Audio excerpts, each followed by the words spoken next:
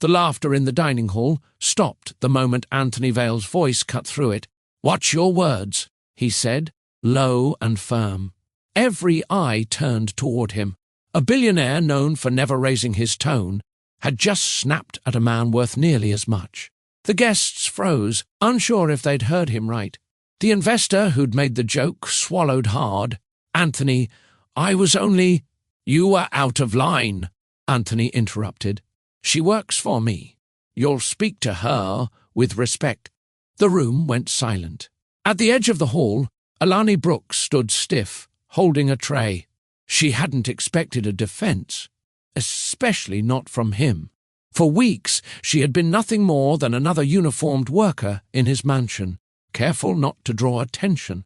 Yet here he was, confronting a man he once called a friend because of her. The hum of conversation slowly returned, but something had already shifted. Anthony adjusted his cufflinks, his jaw tight, eyes dark with something unspoken. When the guests finally laughed again, he didn't join them. Later, as the party ended and Alani cleared the last of the glasses, she could still feel his gaze following her. He didn't say a word. He didn't have to.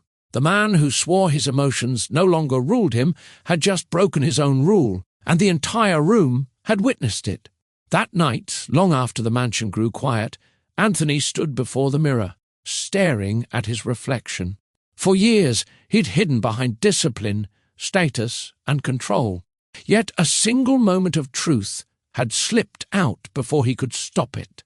He didn't know why her presence rattled him, but he knew this. The line he'd drawn years ago was starting to fade. "Let me ask you something. Have you ever judged love before it even had a chance? Maybe you told yourself you were protecting your heart when deep down you were just protecting your pride." That's what Anthony Vale did. He wasn't cruel by nature, but he'd built walls so high no one could see over them. To the public, he was the perfect man. Wealth, control, precision. But love, that was a weakness he'd sworn to erase. Especially love that reminded him of a past he refused to face.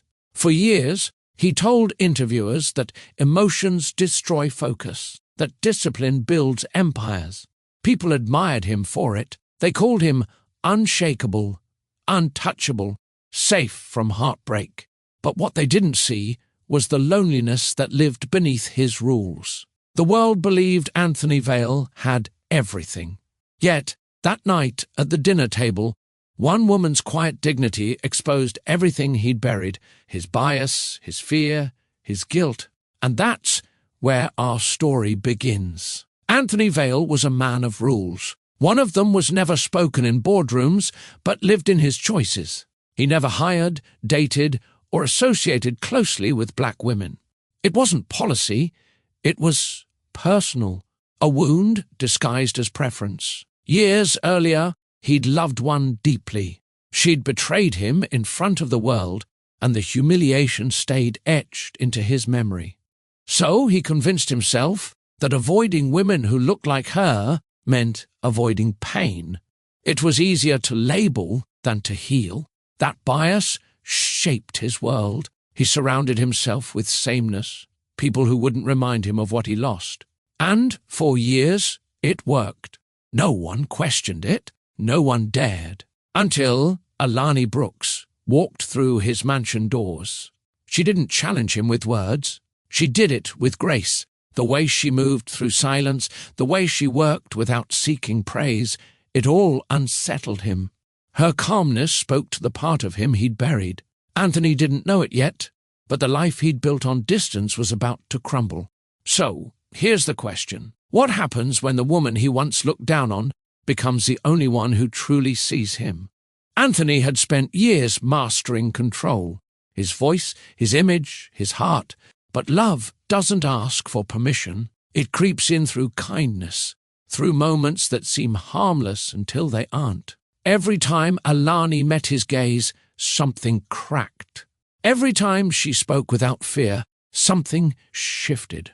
She wasn't trying to change him, yet she did, simply by being herself. This is the story of a man who believed discipline was strength and emotion was weakness. A man who thought love had a colour, a class, and a limit, and the woman who proved him wrong. Welcome to Mr. Ashford's Love Stories, where every story reminds you that love is stronger than pride. If you've ever believed that love can heal what pain once broke, this is where you belong. Here, we tell stories that speak to your heart. Stories that challenge what you thought you knew about love, forgiveness, and change. Anthony Vale's story isn't just about power or money. It's about how a man who thought he understood control had to lose it to find peace. It's about how one woman's quiet grace rebuilt what arrogance once destroyed. So, before we go deeper into this journey of pride, redemption, and second chances, take a moment, hit that subscribe button, turn on notifications, and join our growing family. Because this story, like everyone we share, might just remind you that real love has no boundaries. The morning Alani Brooks arrived at Vale Mansion, the sky over Brooklyn was grey and heavy. She tucked her cleaning gloves into her small tote bag and adjusted the strap nervously. The bus ride from her neighbourhood had been long, the kind of ride that gave her time to think about how different her life had turned out. At 27, Alani hadn't planned on cleaning for anyone. She'd once dreamed of running her own cleaning service, a business that treated staff with dignity and paid fair wages. But dreams were expensive, and when her mother's illness worsened, those dreams took a back seat to hospital bills and late rent notices. She had tried everything, part-time gigs, night shifts, and even selling baked goods from her apartment kitchen, but the money was never enough. So, when her friend Lydia called about an opening at Vale Mansion, she didn't hesitate. "It's the billionaire's place," Lydia had said. "Big house, quiet staff, good pay, but they say he's strict." Alani didn't care about strict. She cared about stability. Her reflection on the glass door looked tired but determined. She wore a plain uniform, crisp white blouse, navy skirt, black flats. Nothing fancy. Her hair was neatly braided, pulled back to keep it out of her face. Her eyes, warm and alert, carried both fear and focus. When she stepped inside, the scent of polish and expensive wood filled the air. The marble floors gleamed beneath her shoes, so clean they reflected her figure back at her. A tall man in a suit, the butler, approached with a clipboard. "You're Miss Brooks, correct?" "Yes, sir," she replied softly. He gave a brief nod. "Mr. Vale values discipline. You'll receive daily schedules, no exceptions. Meals are provided for staff in the East Kitchen. Stay within assigned areas and never enter his study without permission." His tone was practiced, efficient, and distant. Alani followed as he guided her through the grand hallways. Every corner of the mansion looked like a photograph. Perfect, precise, untouched. Yet something about it felt hollow, like a museum instead of a home. They stopped at a heavy oak door. The butler knocked once before stepping aside. "Mr. Vale, the new maid is here." From inside came a calm, low voice. "Send her in." Alani took a breath, her hands tightening on her bag. She stepped forward, heart thudding, unaware that this moment, this ordinary introduction, would change the course of her life. Anthony Vale didn't look up right away. He sat behind a wide glass desk, typing on a sleek laptop while the soft hum of a digital clock filled the silence. The man was composed, each movement deliberate, as if time itself answered to him. His suit was tailored in dark charcoal, his tie perfectly centered, his silver cufflinks gleaming in the faint light filtering through the tall windows. "Name," he said without glancing up. "Alani Brooks," she replied quietly. The faint click of his keyboard stopped. His grey eyes lifted, sharp and assessing. He studied her with the same precision he used for balance sheets, efficient, detached, and without warmth. "You're early," he said. "Yes, sir. That's a start." He leaned back, eyes scanning the paper in front of him. "Her file, most likely. I expect punctuality, attention to detail, and silence. I don't like chatter. I don't like questions. You'll receive a schedule every morning. Follow it exactly. If something breaks, you report it through the butler, not directly to me. Understood? Yes, sir, she said again. His tone carried no anger, just command. It was the kind of control that came from years of discipline and habit, not cruelty. Every word was calculated. Even his posture, straight and still, gave the impression that chaos had never been allowed to exist near him. Alani felt the air in the room tighten under his presence. This was not a man who tolerated mistakes or emotion. His eyes held no softness, no curiosity, only scrutiny. He signed a paper and placed it neatly in a tray. You'll start with the West Wing. Floors, shelves, office. I expect precision. Don't rearrange anything unless instructed. Yes, sir. He nodded once. A dismissal more than acknowledgement. You may go. She turned to leave, but before she could step out, his voice followed. One more thing, Miss Brooks. She stopped, glancing back. Don't mistake kindness for leniency. I'm fair, not friendly. Her lips pressed together in a faint line. Understood, Mr. Vale. He gave no reaction, already back to his laptop, his fingers moving with mechanical rhythm. Outside the office, Alani exhaled slowly. It was her first day, and she already understood the atmosphere of the house. Structure, silence, and control. Everything about Anthony Vale spoke of order and restraint, but beneath that calm authority was something else, a heaviness, a quiet loneliness that no amount of wealth could disguise. Alani spent her first week learning the rhythm of Vale Mansion, a place that ran like clockwork.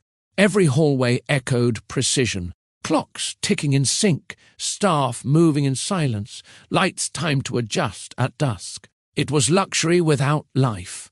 Anthony Vale's world revolved around structure. His mornings began at 6 sharp, coffee at 6:15, calls by 7. His breakfast table looked like a photograph, toast perfectly aligned, fruits sliced evenly, newspaper folded with precision. He didn't like change. He didn't like noise. He didn't like people lingering in his space. Alani's world was the opposite. Her apartment in Brooklyn was small but alive. Plants lined the windowsill. The sound of gospel music or her mother's humming filled the space each morning. She was used to warmth, to imperfect moments that still carried meaning.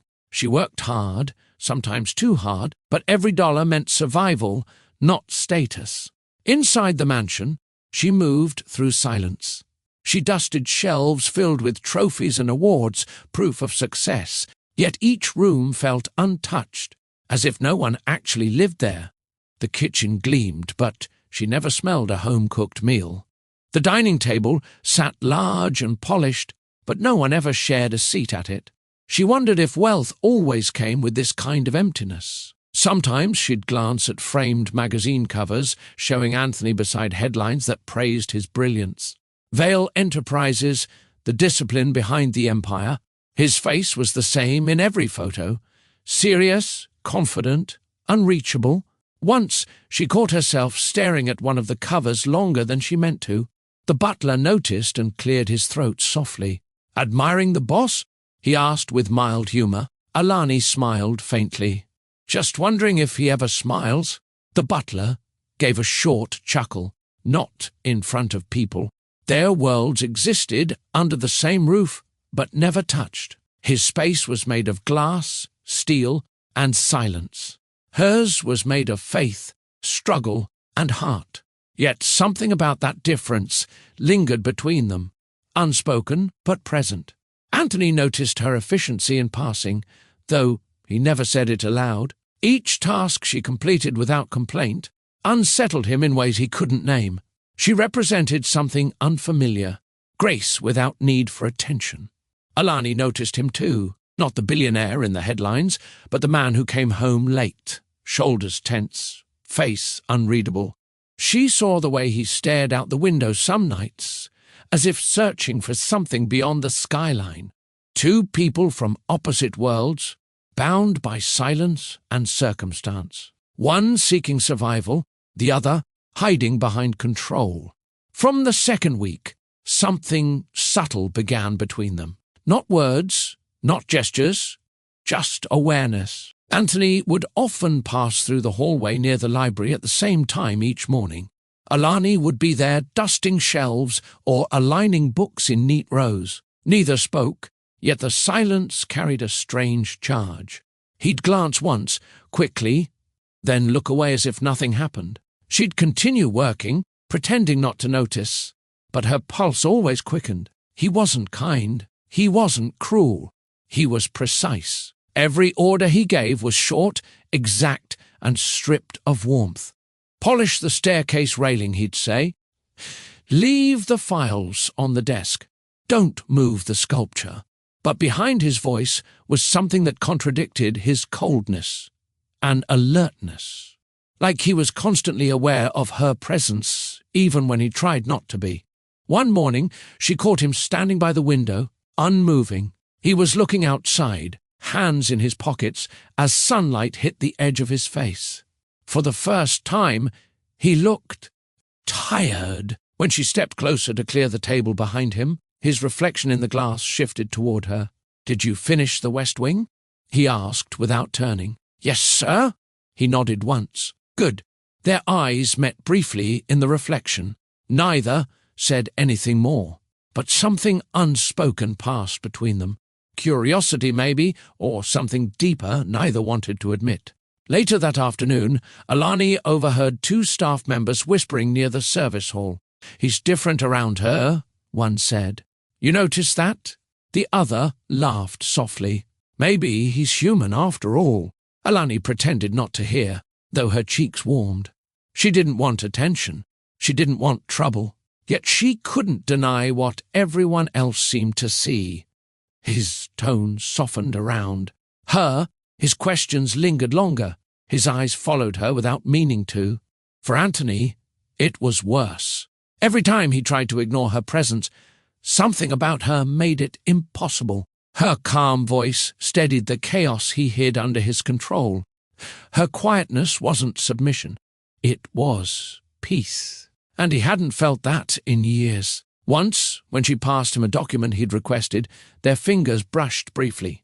It lasted only a second, yet it left him unsettled long after she left the room. He found himself thinking about her in between meetings, wondering if she'd eaten lunch, if she still walked home after her shifts. He hated that he cared. Caring was disorder, and disorder was weakness. But still, he noticed everything. The rhythm of her steps, the scent of lemon soap she used, the way her eyes never held judgment even when he was sharp with her. For Alani, the tension wasn't fear, it was confusion. She didn't understand why the man who barely spoke could occupy her thoughts long after work. She told herself it was respect, nothing more. But deep down, she knew better. It wasn't spoken. It didn't need to be. The tension was already alive, quiet, steady, and growing. The longer Alani stayed at Vale Mansion, the more she learned that silence was both her shield and her strength. She didn't try to impress him, didn't seek recognition, and never asked questions. She simply worked, methodically, gracefully, and without complaint. Each morning, she arrived before sunrise. She polished the marble floors, arranged flowers, and made sure the kitchen gleamed before the staff chef began the day's menu. By the time Anthony came down for breakfast, everything was already perfect. But she was never there when he entered. She always slipped away quietly, avoiding the possibility of conversation. Still, he noticed. He noticed how the vase on his desk was always freshly cleaned, how his coffee was never too strong, and how even his scattered notes somehow found order. No one had to tell him who was responsible. He knew. At first, he tried to ignore it, but her consistency unsettled him. Most people around Anthony either tried to please him or feared him. Alani did neither. She served him with respect, but never with submission. Her silence wasn't weakness. It was dignity. One evening, he returned from a conference, frustrated by delays and corporate tension. The mansion staff had mostly retired for the night, yet he heard soft humming coming from the kitchen. Curious, he followed the sound. There she was, wearing her apron, wiping the counter, her voice low and gentle. It wasn't a song he recognized, but the melody filled the empty house like warmth after a long winter. She didn't see him standing in the doorway. For the first time in years, he didn't think about profit margins or deadlines. He simply watched. Her presence, so simple and unassuming, felt strangely grounding. She reminded him of everything he had once overlooked: peace, effort, heart. When she finally turned and saw him, her eyes widened slightly. "Mr. Vale?" she said softly. He didn't move right away. "You're still here? I was finishing up," she replied. He nodded slowly. "Go home, Miss Brooks. It's late." "Yes, sir." She set the cloth aside and began to leave, but before she reached the doorway, he spoke again. "You sing well." The comment caught her off guard. "Thank you," she said quietly. His tone softened, almost hesitant. "You should keep doing that." She smiled faintly, one of the few times he had ever seen her do so, and left without another word. When the door closed, Anthony stood alone in the quiet kitchen, still hearing the echo of her voice. Something about that moment stayed with him. He didn't understand it yet, but he couldn't shake it. Upstairs, Alani sat on her bus ride home, thinking about his unexpected kindness. It was brief, yet it meant more than she expected. Still, she reminded herself why she was there: to earn, to survive, to protect her mother. She couldn't afford distractions, especially ones that came in the form of a billionaire known for his coldness. But as both of them lay awake that night, miles apart but linked by thought, they shared the same realization in silence. Something between them had begun to shift. The rain came without warning. It started as a low murmur against the windows, then grew into a pounding rhythm that swallowed the city's usual hum. Lightning flashed across the dark sky, illuminating the mansion's tall glass walls. Power flickered once, twice, then died altogether. Anthony Vale stood in his office, phone pressed to his ear. "How long until it's restored?" His voice was clipped, tight. "Several hours, sir," the property manager replied. "The storm knocked out the main grid across Midtown." Anthony exhaled sharply. "And the backup generator?" "Failed, sir. We're dispatching maintenance." "Do it quickly," he said, and ended the call. The silence that followed was unfamiliar. His home, normally filled with the faint hum of automation, security systems, air control, automated lighting, was now still. The sudden darkness felt like exposure. He wasn't used to stillness. He loosened his tie, crossing the dim corridor toward the kitchen. Most of the staff had gone home before the storm began, but he noticed a faint light flickering near the pantry. When he stepped closer, he saw her, Alani Brooks. She was standing at the counter, lighting candles one by one. The soft glow wrapped around her features, catching the sheen of rain still clinging to her uniform. "You shouldn't be here this late," Anthony said. His voice sounded rougher than intended. She turned, startled but calm. "You pay me to keep the house running, sir." "It's still running." Her tone wasn't defensive, just matter of fact. He studied her for a moment. Most people avoided speaking too directly with him, afraid of stepping over an invisible line. She never seemed afraid. "The rest of the staff left hours ago," he said. "They have families to go home to," she replied. "My mother's asleep by now. I'd rather wait out the rain." Her words carried quiet strength. She didn't look fragile under the candlelight. She looked steady, capable. The thunder roared again, shaking the windows slightly. Anthony's usual sense of control slipped another inch. He watched as she arranged the candles carefully along the counter, creating a small circle of warmth in the otherwise dark kitchen. "Do you always work like this?" he asked. "Like what? Like you're not bothered by anything?" She smiled faintly. You get used to storms after a while. They pass, eventually. For a brief second, he envied that ease. He moved closer, picking up a candle, examining the flickering flame. You sound like you've been through more than one. Everyone has, she said quietly. Their eyes met. Outside, the rain hammered on, but inside, the silence between them deepened. Not heavy, just real. The storm had done something Anthony didn't expect. It stripped away his usual armor. The house, the power, the endless noise, all gone. What remained was raw and human. He wasn't sure what unsettled him more, the darkness or how safe it felt having her there. Anthony leaned against the counter, watching the candlelight play across Alani's face. The storm outside still raged, wind pressing against the glass, thunder rolling deep through the house. Yet, in the quiet glow of the kitchen, the chaos felt far away. He cleared his throat. You seem comfortable in the dark. She smiled faintly, glancing at him over her shoulder. Light isn't always guaranteed, Mr. Vale. You learn to work with what you have. Her words carried something simple, yet weighted. He had spent his entire life ensuring he'd never need to work with what he had. Everything was planned, protected, and polished. Hearing that from someone who seemed so calm in uncertainty disarmed him. "You're not afraid?" he asked. "Of storms?" "No." She placed another candle on the counter and watched the flame steady itself. They make noise, they break things, and then they end. Fear doesn't stop them. It just makes the waiting worse. He studied her. "You talk like someone who's seen a lot." "I've seen enough," she said softly, "but I try not to dwell on it."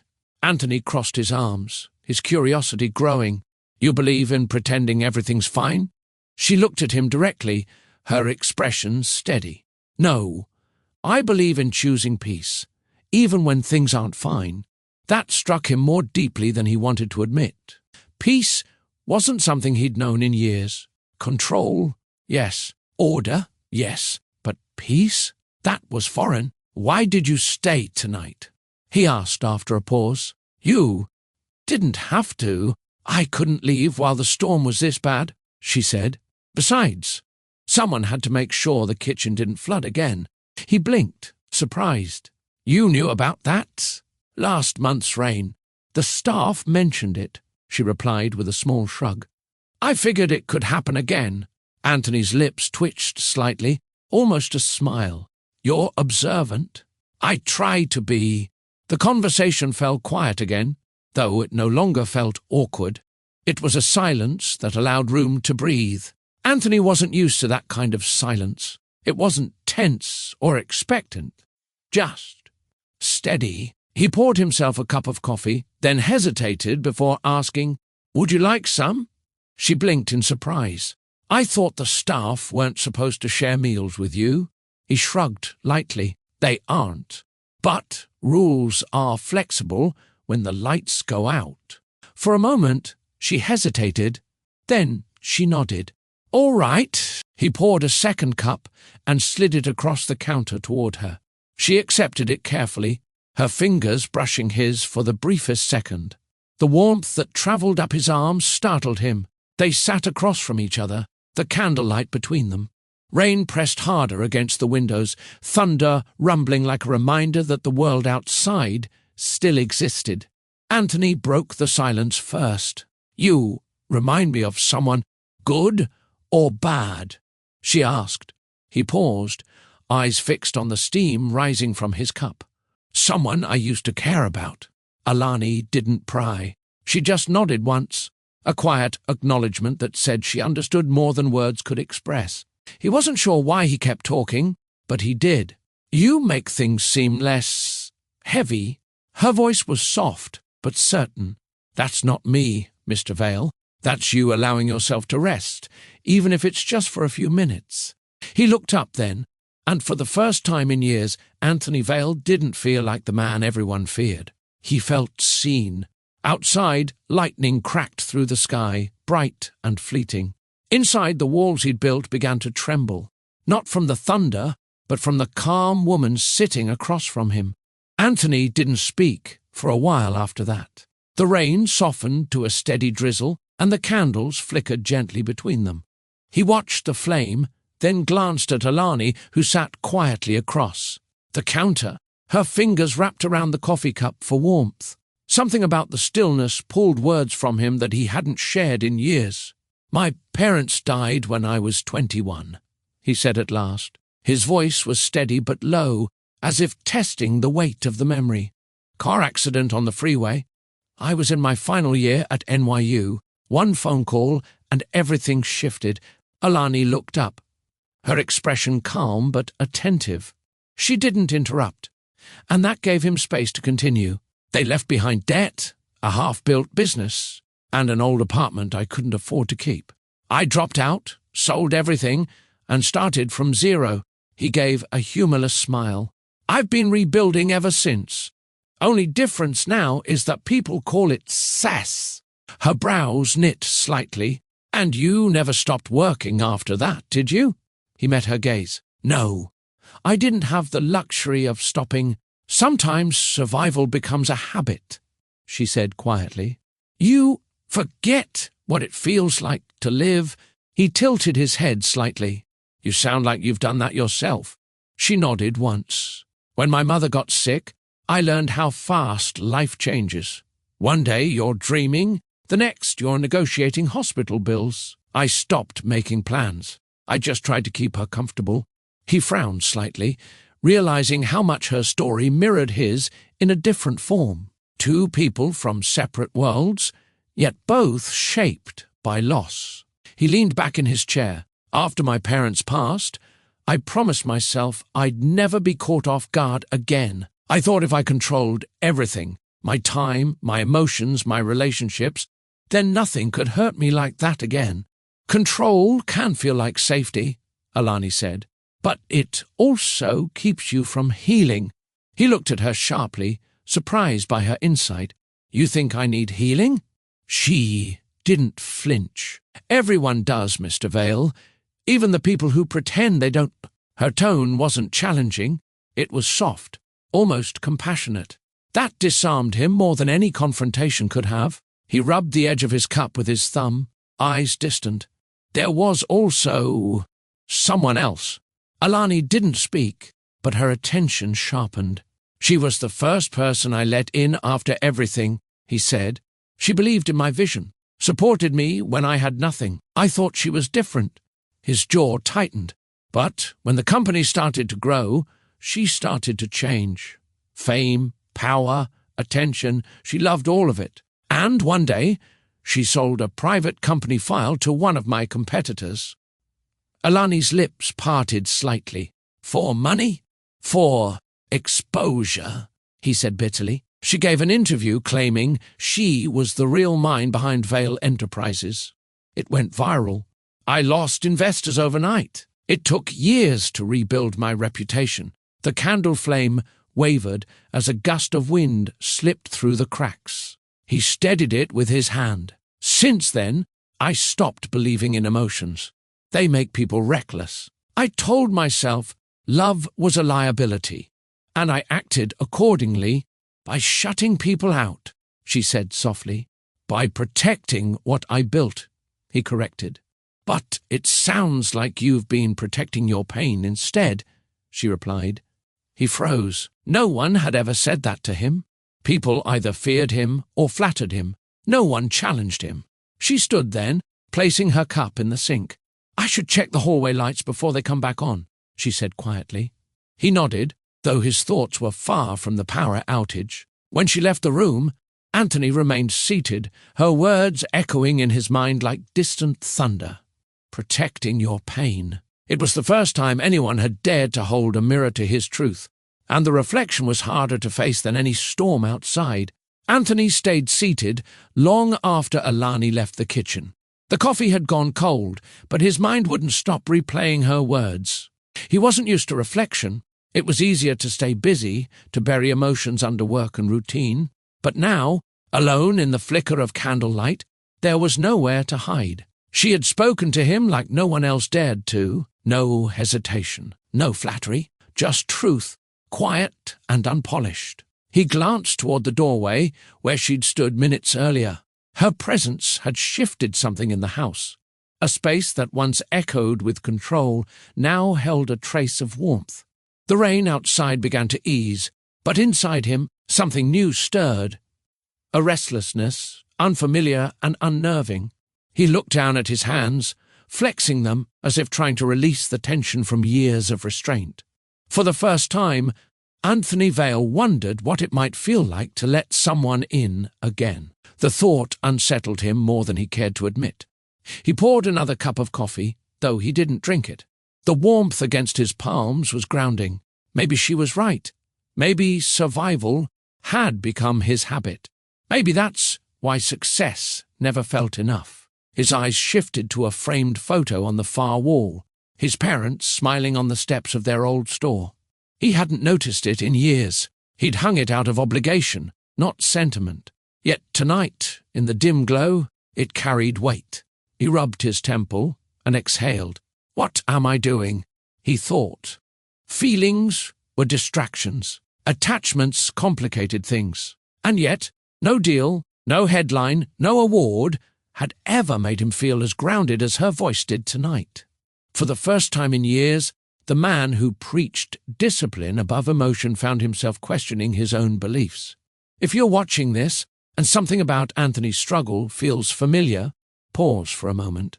If this story has already drawn you in, don't forget to like this video. Your support helps us tell more stories that speak to the heart. Because stories like this aren't just about love, they're about reflection. They remind us that sometimes the walls we build to stay safe are the same ones that keep us alone. Outside, the thunder softened into a distant hum. Anthony glanced toward the hallway once more, where faint candlelight still glowed under the kitchen door. He didn't realize it yet, but this quiet night, the one he'd spent, trapped by a storm, would be the first time his heart began to open. When the power finally returned, light filled the mansion again, washing away the soft warmth of the candles. The air felt different now, less empty, more alive. Anthony stood in the kitchen doorway, staring at the faint trail of wax left on the counter where Alani had placed the candles. It reminded him of her steady hands and calm voice, the kind that didn't need to raise itself to be heard. He found her in the main hall, checking the control panels and wiping down the surfaces she'd used earlier. She looked up when he approached, straightening quickly. "Everything's back on, sir. I see that," he replied. His tone was quieter than usual, more thoughtful. She hesitated before asking, "Did the lights come back on in your study too?" "They did." He paused, his gaze lingering on her. "You can head home now. It's late." She nodded, slipping her cloth into her bag. As she turned to leave, he said softly, "Thank you." Her steps slowed. "For what?" "For staying," he said. "And for the conversation." Alani's lips curved into a small smile. "Sometimes talking helps more than silence."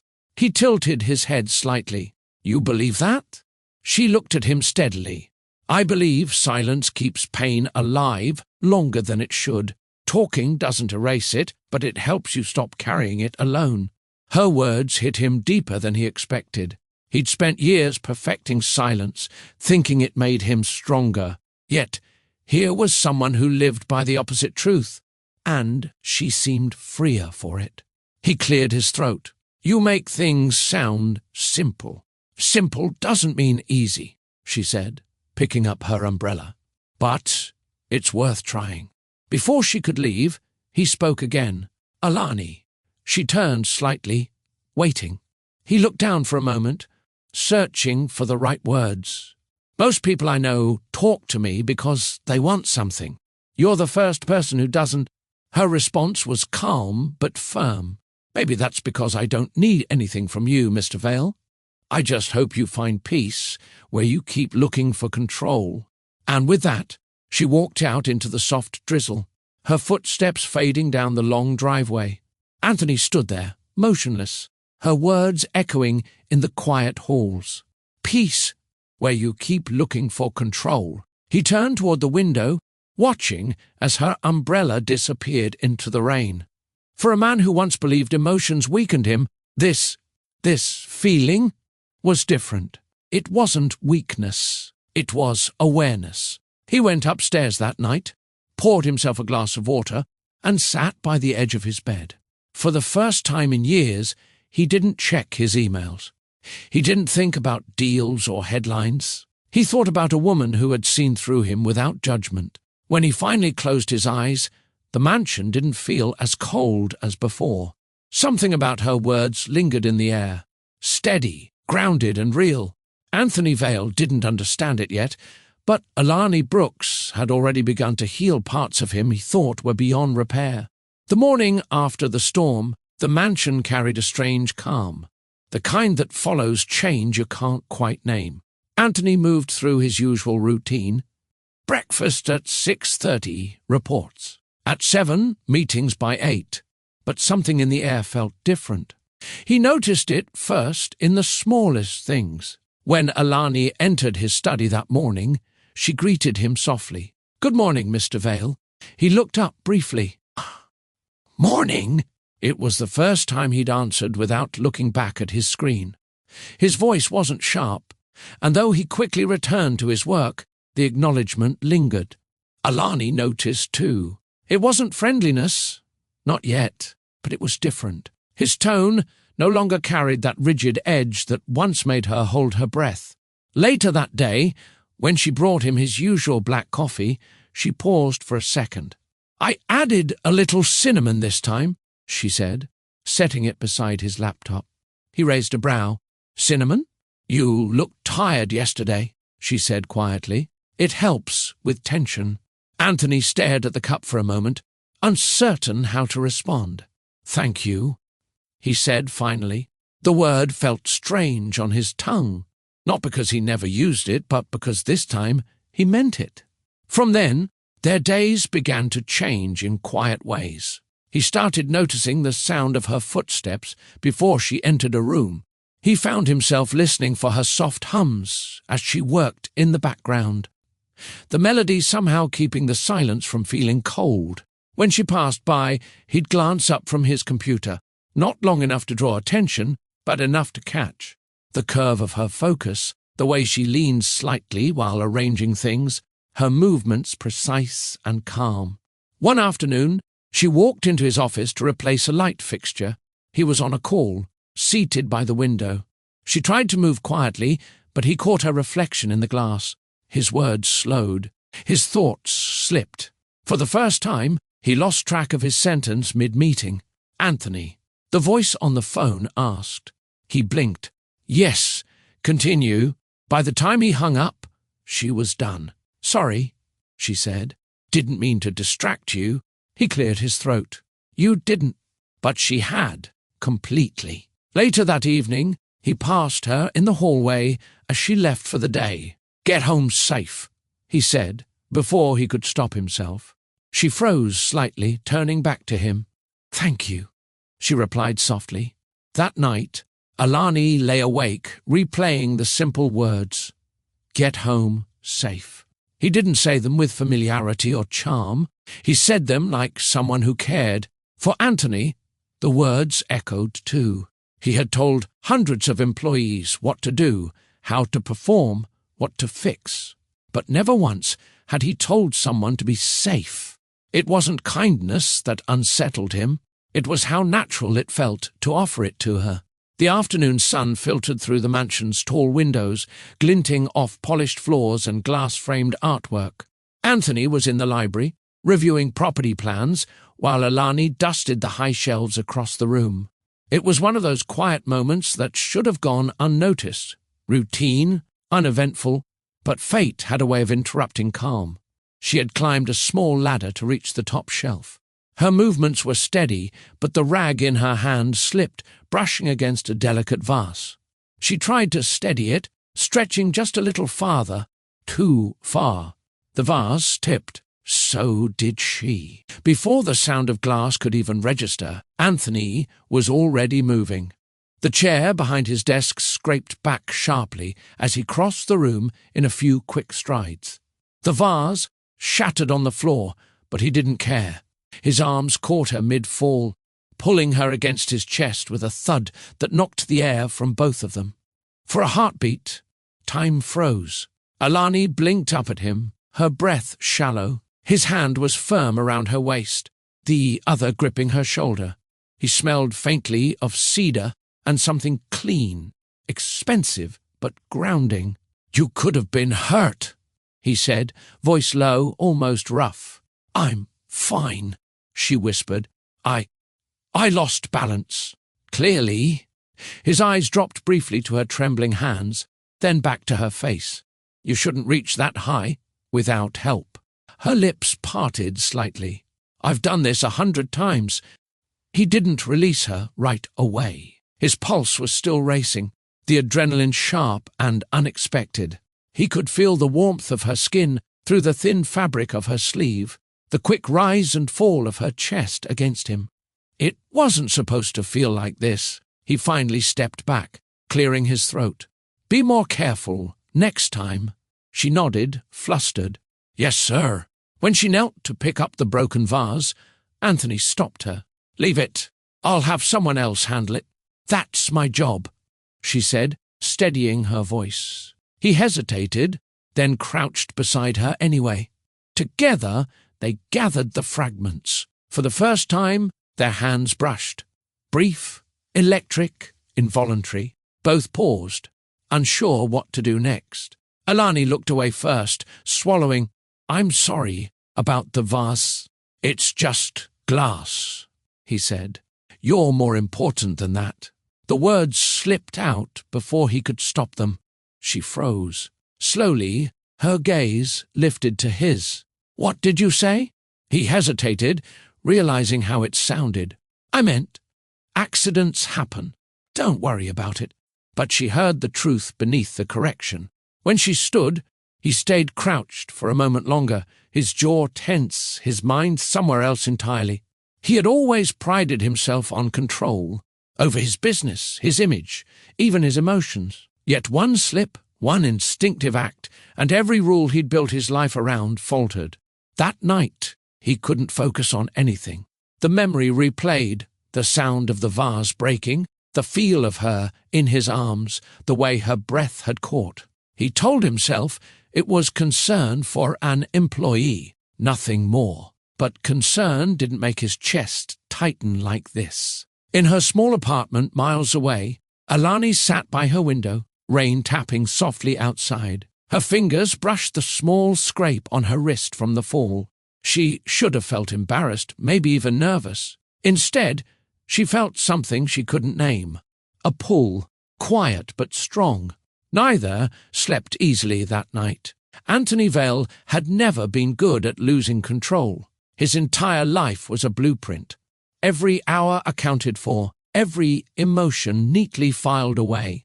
But ever since that moment in the library, the blueprint no longer fit. He found himself distracted in ways he couldn't justify. During board meetings, his mind wandered. When his assistant spoke about market expansion, his attention drifted back to Alani's startled eyes, the way her breath had trembled against his chest. He told himself it was unprofessional to think about her. He was her employer. She was an employee. Lines existed for a reason, to keep people in their place, to protect order. And yet, each time he replayed that fall, he couldn't ignore the instinct that made him move without thought. That wasn't power. That was emotion. He hated that difference. In the quiet of his study that evening, he poured himself a drink and leaned against the window. The city stretched before him, tall, glittering, familiar. But it didn't feel the same. He no longer drew satisfaction from the view. He thought about what Alani had said the night of the storm, how silence keeps pain alive. It had annoyed him then, but now it clung to his thoughts. He'd spent years convincing himself that distance meant safety, yet every time she spoke, that distance shrank. He took a slow sip of whiskey, letting the burn settle his nerves.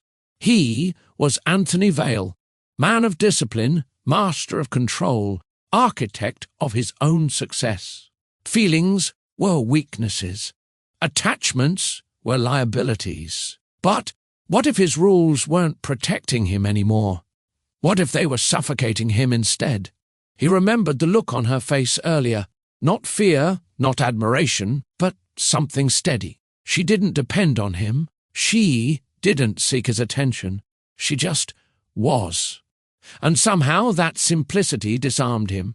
He tried to reason with himself. Attraction was natural, fleeting. It didn't have to mean anything. But logic failed him when he recalled her calm voice, her quiet defiance, the way she never flinched, even when he spoke sharply. She wasn't intimidated by his authority. She respected herself too much for that. He admired it more than he should have.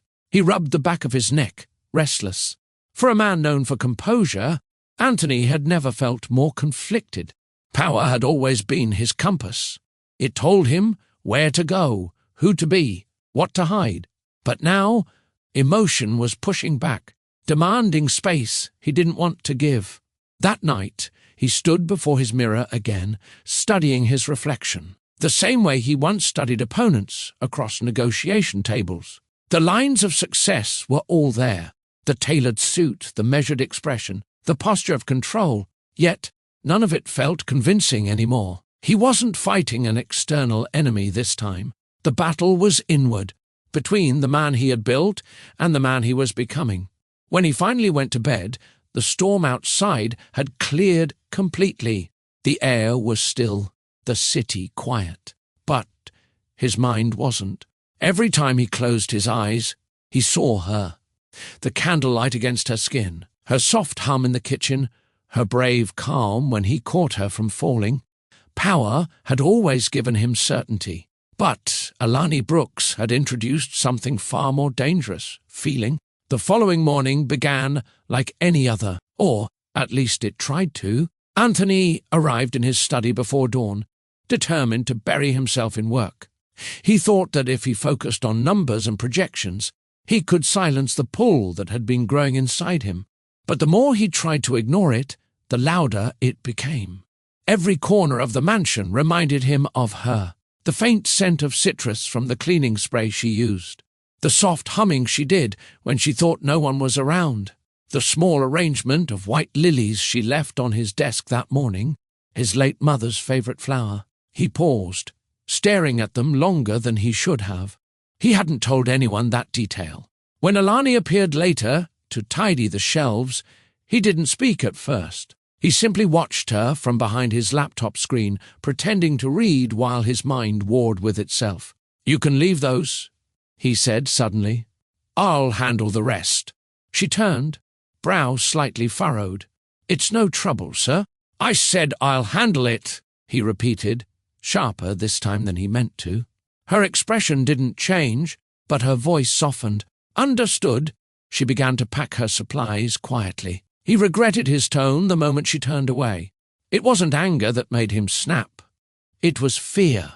As she reached the door, he spoke again, this time quieter. "Alani." She stopped, but didn't turn. "Yes, Mr. Vale?"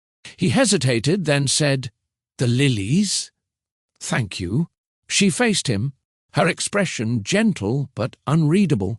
"They seemed right for the room. They were my mother's favorite," he said. "I never told anyone that." Her eyes softened. Maybe some things don't need to be told for people to notice. That sentence struck him in a way he wasn't prepared for. He held her gaze a moment longer than he should have. His heartbeat quickened, too fast for comfort, too real for denial. When she left the room, the silence that followed felt heavier than before. He sat back in his chair, rubbing his temples, trying to steady himself. This wasn't supposed to happen. He wasn't supposed to feel anything for her. He was her employer. The power dynamic was clear. She worked for him. He signed her checks. The thought of crossing that line terrified him, because it wasn't attraction that scared him. It was vulnerability. He knew what happened when he cared too much. He'd seen how love could turn to betrayal, how trust could be weaponized. Every rule he'd ever made was designed to prevent this exact moment, the blur between logic and emotion. But Logic was failing him fast. That evening he tried to focus on his reports again, but his thoughts drifted constantly. He remembered the way she steadied herself after the fall, how her voice calmed him during the storm, how she spoke truth without fear. He admired her strength, her composure, her quiet refusal to shrink under his presence. And beneath that admiration, something else had begun to take root. Longing. It wasn't sudden. It wasn't reckless. It was the slow, steady kind that sneaks up on you, blurring right and wrong until they look the same. He closed his laptop, the screen going dark. His reflection stared back, a man torn between what he knew and what he wanted. Anthony Vale had faced hostile investors, lawsuits, market crashes. He'd conquered them all with strategy and control. But this feeling for a woman who was never supposed to matter, was the one thing he didn't know how to fight. As the mansion lights dimmed that night, one truth settled deep in his chest. He was no longer just drawn to Alani Brooks. He was afraid of her, not for what she'd do to him, but for what she was already undoing inside him. By Friday evening, the mansion gleamed under soft golden lights. Cars lined the circular driveway, each one carrying a guest dressed in designer suits and glittering gowns. Inside, staff moved quietly through the hall, adjusting candles, checking the wine chillers, and setting the final touches for the dinner that would host some of the most powerful investors in New York. Anthony Vale stood near the tall window of his study, his reflection sharp against the city skyline. He adjusted his cufflinks, his thoughts circling like restless waves. To the world, this night was business as usual, another chance to strengthen alliances and maintain his image as the poised, untouchable CEO. But beneath the calm exterior, his mind was elsewhere. He hadn't seen Alani since the incident in the library 3 days earlier. She had gone about her duties with her usual quiet efficiency, polite but distant. Her silence shouldn't have mattered. It never had before. But tonight, it did. A soft knock interrupted his thoughts. "Sir, guests are arriving," his butler announced. Anthony nodded. "I'll be down shortly." As he stepped into the grand hall, the scene was flawless. Crystal chandeliers sparkled overhead. The scent of roses drifted through the air, and the faint hum of classical music floated from the live quartet near the staircase. He greeted his guests with a practiced smile, his words polite and controlled. Across the room, Alani moved with quiet focus, ensuring wine glasses stayed full and plates never emptied. Her posture was composed, her expression neutral, yet she carried herself with a grace that drew subtle attention. Some noticed, the kind of attention that wasn't kind. A woman near the buffet table whispered to her husband, "Did Vale change his staff? That one's new." Her husband's smirk followed. "Hard to miss her, isn't she?" They laughed softly, thinking no one heard, but Anthony did. His jaw tightened as he clinked his glass with another guest's, his eyes drifting toward the direction of the laughter. He forced himself to stay calm. It wasn't unusual for people in his circles to comment, to look down on those they deemed beneath them. That was the world he operated in. Money disguised as class, arrogance sold as sophistication. But something about hearing them talk about her stirred a reaction he wasn't ready for. Alani, unaware of the whispers, continued her work. She refilled glasses, adjusted centerpieces, and thanked guests with polite nods. When she passed Anthony, he caught the faint scent of jasmine. She didn't meet his eyes, but her calm presence steadied the chaos around him more than the champagne ever could. He turned to one of his oldest partners, a man named Richard Cole, who was already halfway through his third drink. "You've outdone yourself again, Vale," Richard said with a grin. "Perfect setting, perfect company." Anthony gave a faint nod. "I aim for efficiency." Richard laughed. "Efficiency, sure. But tell me, where'd you find that?" He gestured subtly toward Alani, his smirk widening.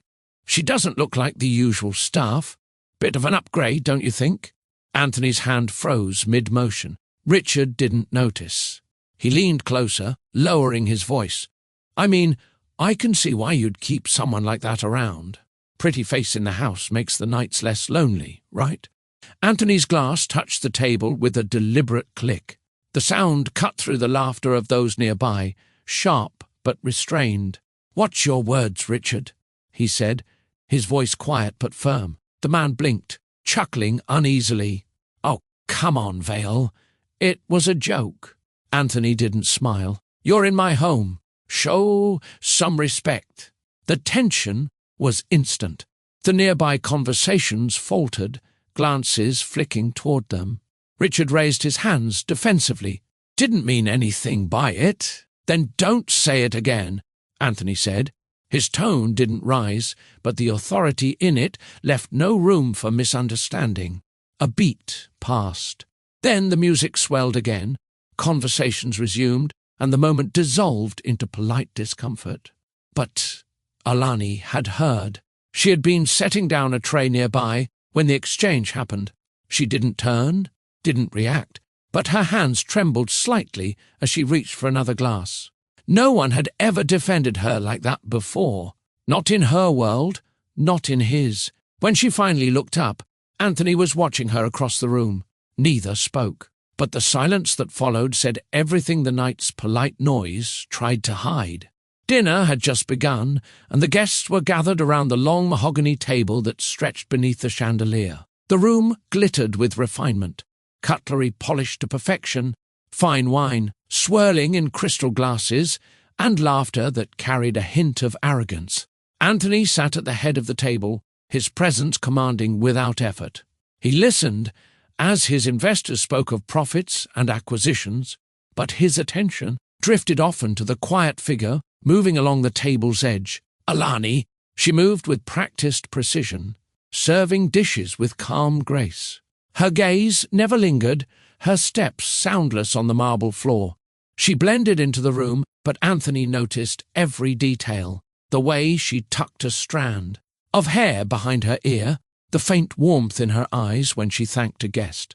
Most of the investors barely acknowledged her existence. A few did, but not with respect.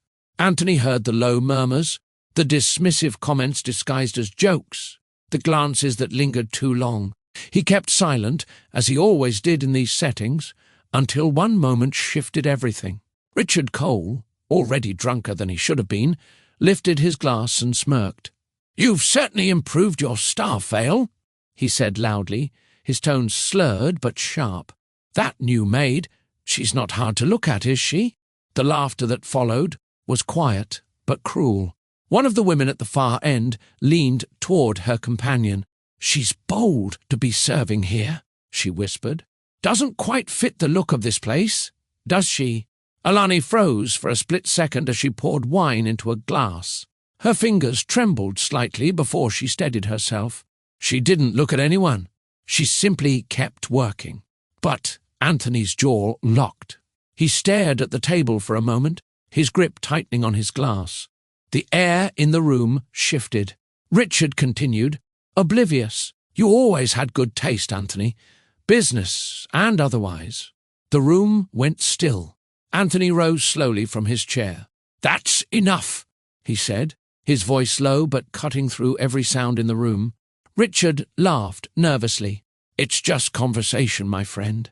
Anthony turned toward him, his grey eyes sharp. "No, it's disrespect. Toward my home, my staff, and toward me." The laughter died instantly. The other guests exchanged uneasy glances. Richard blinked, still trying to mask embarrassment with a grin. "You're overreacting, Vale. She's just a maid." Anthony's expression hardened. "She's a professional, and you're in her workspace right now, not yours. You'll show her the same respect you'd expect for yourself." Silence. The weight of his words hung thick in the air. Richard leaned back, clearly uncomfortable. "You're serious?" "Completely," Anthony replied.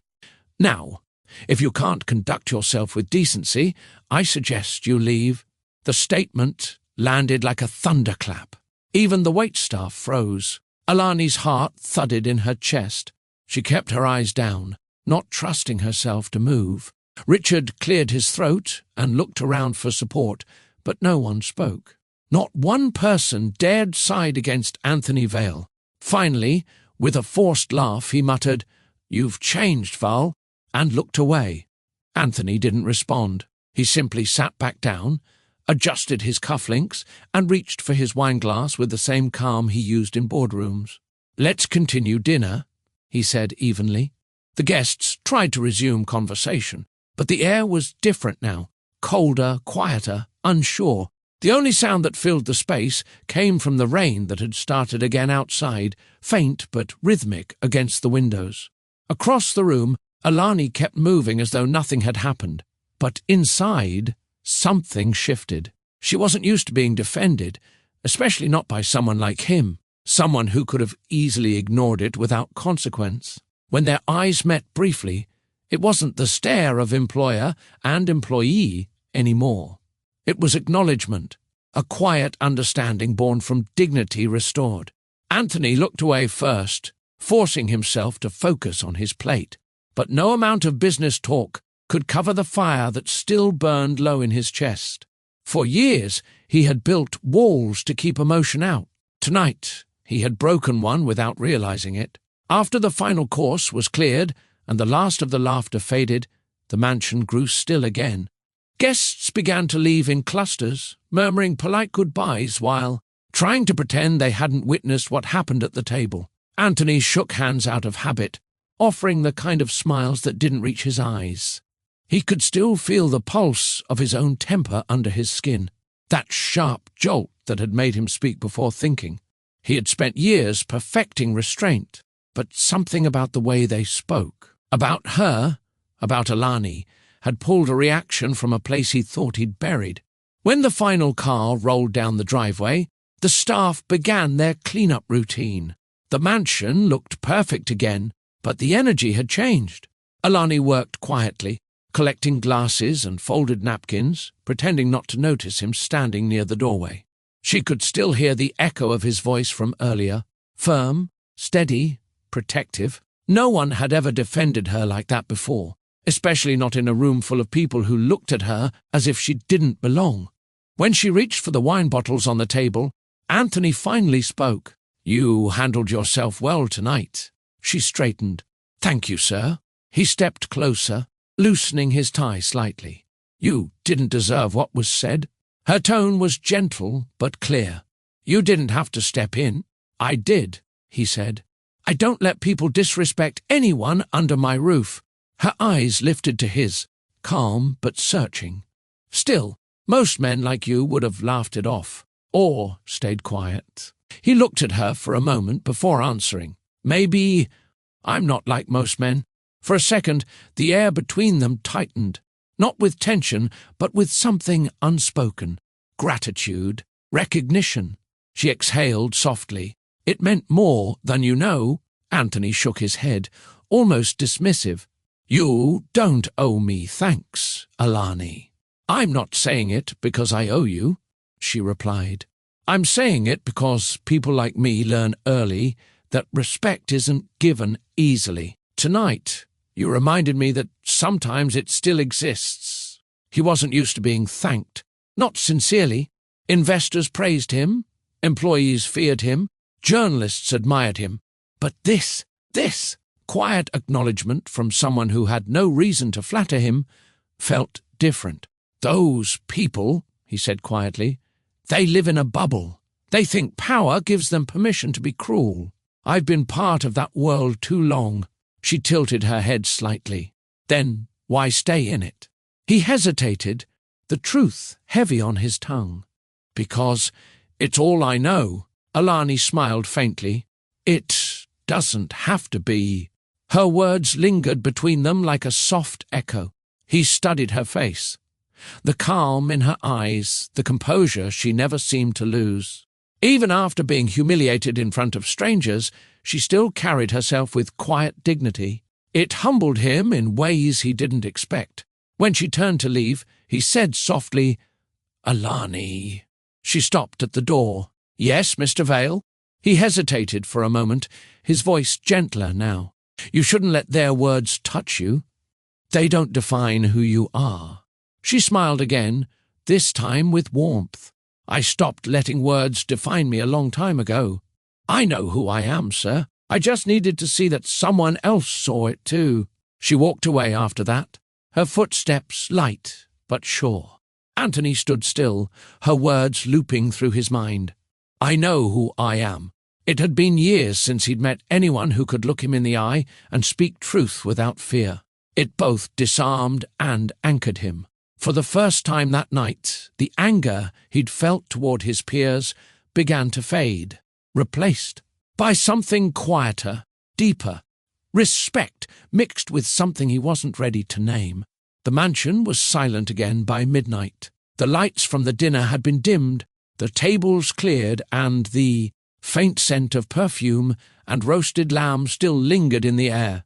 Anthony stood alone in the vast dining room, staring at the long, empty table where only hours earlier laughter had filled the space.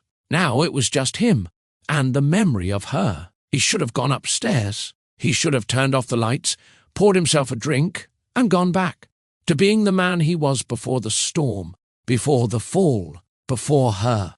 But every time he closed his eyes, he saw the same thing. Alani's face when he'd defended her, the brief flicker of surprise in her eyes, the gratitude she tried to hide, the small, restrained smile that had followed. He'd faced entire boards of executives without blinking, negotiated billion-dollar deals without emotion. Yet that single smile from a woman who had nothing to gain from him felt like a victory and a wound all at once. He walked toward the window and looked out at the quiet city lights below. They used to calm him. Tonight, they didn't. They only reminded him of how small his achievements suddenly felt compared to the simplicity of what he wanted in that moment. Peace, connection, honesty. He ran a hand over his jaw and exhaled. "What are you doing, Anthony?" he muttered under his breath. He didn't know when he'd begun thinking about her outside of work. He didn't know when her presence stopped being background noise and became something that grounded him. She wasn't supposed to matter. She wasn't supposed to get past his guard. And yet she had. He thought about the way she'd stood firm when others mocked her, the way her tone never rose, her eyes never lowered. There was strength in her quietness, dignity in her restraint. She didn't fight back with anger, she fought by remaining unshaken. That kind of strength didn't need words, it demanded respect. Anthony loosened his tie and sat at the end of the long table where she'd stood earlier, collecting dishes. His fingers brushed the smooth surface, and he could still see the faint outline of her handprint on the polished wood. The smallest detail, yet it pulled something deep from within him, a longing he hadn't felt in years. Upstairs, the rain began again, soft and steady. He could hear it tapping against the glass, reminding him of the night she'd stayed through the storm. That was the first time she had looked at him without fear, and he had listened to her like her voice was the only sound that mattered. Tonight felt the same. The world outside was loud, judgmental and sharp, but she made the silence feel safe. He poured himself a glass of water, not whiskey this time. His head was too full for alcohol. He leaned back in his chair and stared at the ceiling, trying to reason with himself. "She works for you," he reminded himself. "This isn't possible." But his heart didn't care about rules. His heart only replayed her words. "I know who I am." He envied that certainty. He had built an empire, yet somewhere along the way he had lost his own sense of self. Maybe that's why she intrigued him, because she was whole in ways he wasn't. He rubbed his temples, frustration bleeding into exhaustion. There was no point denying it anymore. He was drawn to her strength, her calm, her quiet courage. And that scared him more than failure ever had. When he finally stood to leave, he caught his reflection in the mirror across the room. His expression wasn't one of power, it was one of confusion, of conflict. The man who once believed he was untouchable was now standing on the edge of something he didn't understand. As he turned off the last light, the room fell into darkness again. For a moment, he could almost see her there, moving gracefully through the quiet, the faint smile that had lingered on her lips still haunting his thoughts. Anthony Vale went to bed that night, but sleep never came. He lay awake, eyes fixed on the ceiling, her voice replaying in his head like a steady heartbeat. And somewhere between midnight and morning, the man who once swore he'd never let love in again realized the truth he already had. Sunday mornings at Vale Mansion were always quiet. Anthony preferred them that way. No meetings, no calls, no distractions. But this morning was different. The stillness pressed too hard, the silence too loud. He stood by the tall windows in the garden room, the sun slanting through the glass roof, lighting the edges of his suit. Below, the rose bushes swayed gently in the breeze. He saw her there, kneeling beside them, trimming stems with care and attention. Alani. It had been 3 days since the dinner, 3 days since she'd thanked him with that calm smile that refused to leave his mind. 3 days since he'd slept properly. He'd tried to suppress the thoughts, bury himself in paperwork, drown himself in routine, but every moment of stillness pulled him back to her. It wasn't lust, it wasn't infatuation, it was something deeper, quieter, more dangerous. He'd spent his life defining strength as control, but now he couldn't control the way his chest tightened when he saw her, or how his throat caught when she looked at him without fear. He stepped out into the garden. The sound of his shoes against the stone path made her glance up. "Mr. Vale," she greeted, rising quickly. "Anthony," he corrected softly. She hesitated. "Sir? Call me Anthony." Her brows lifted slightly, uncertain. "I don't think that would be appropriate." "Maybe not," he said. "But formality doesn't change the truth." She tilted her head. "What truth?" He took a slow breath, every word measured, but his pulse was racing. "That I've been trying to ignore something that's already happened." Her expression softened, wary but curious. "And what's that?" He stepped closer, stopping only a few feet from her. The faint scent of roses lingered between them. "You've changed this house, Alani. You've changed me." She blinked, unsure if she heard him right. "Changed you?" "Yes," he said firmly. "I've spent years shutting people out, telling myself emotions are a weakness. But since you came here, I feel again." The words left his lips before he could second-guess them. They sounded raw, unpracticed, almost foreign. Alani's hands tightened around the gardening shears. "Mr. Vale, Anthony, this isn't—" "It is," he said, cutting her off. "I can't pretend any more. I care about you, Alani." The sentence hung in the air like a secret too heavy to hold. She took a small step back, her eyes wide. "You shouldn't say that." "Why not?" "Because it's wrong," she said, voice trembling. "You're my employer. I work here." "I don't care about titles," he said. "Not any more." Her voice rose slightly, though still steady. "But you should. You built your life on rules, Mr. Vale. You made sure everyone in this house followed them, including me." He nodded slowly. "And I was wrong." Her breath caught. "You don't mean that?" "I do," he said. "Every time I look at you, I see everything I lost. The peace, the honesty, the simplicity. I see what I've been missing." For a long moment, neither spoke. The sound of the fountain filled the silence. Alani's voice was soft when she finally spoke. "You're not seeing me, Anthony. You're seeing what you want me to be." He frowned. "That's not true." She met his gaze fully, unflinching. "You live in a world that rewards control. I'm not part of that world. If you let me in, people like the ones at that dinner will use it against you. You know they will." He clenched his fists slightly. "Let them talk. I don't care." She sighed quietly. "Yes, you do. You've built your entire life around what people think. You've protected your image like it's oxygen. You care more than anyone I've ever met." Her words hit harder than he expected because they were true. For a man who prided himself on composure, Anthony Vale felt something dangerously close to breaking. He took another step forward, his voice lower now. "I care about one thing right now, and it's you." The confession wasn't loud. It wasn't grand, but it was real. And for the first time in his life, Anthony Vale, the man who swore emotions were his enemy, had finally admitted he was in love. For a long moment, Alani said nothing. The garden was still, except for the soft hum of the fountain. Anthony waited, his chest tight, his breath uneven. He had never confessed anything that felt so vulnerable, and now that the words were out, the silence felt unbearable.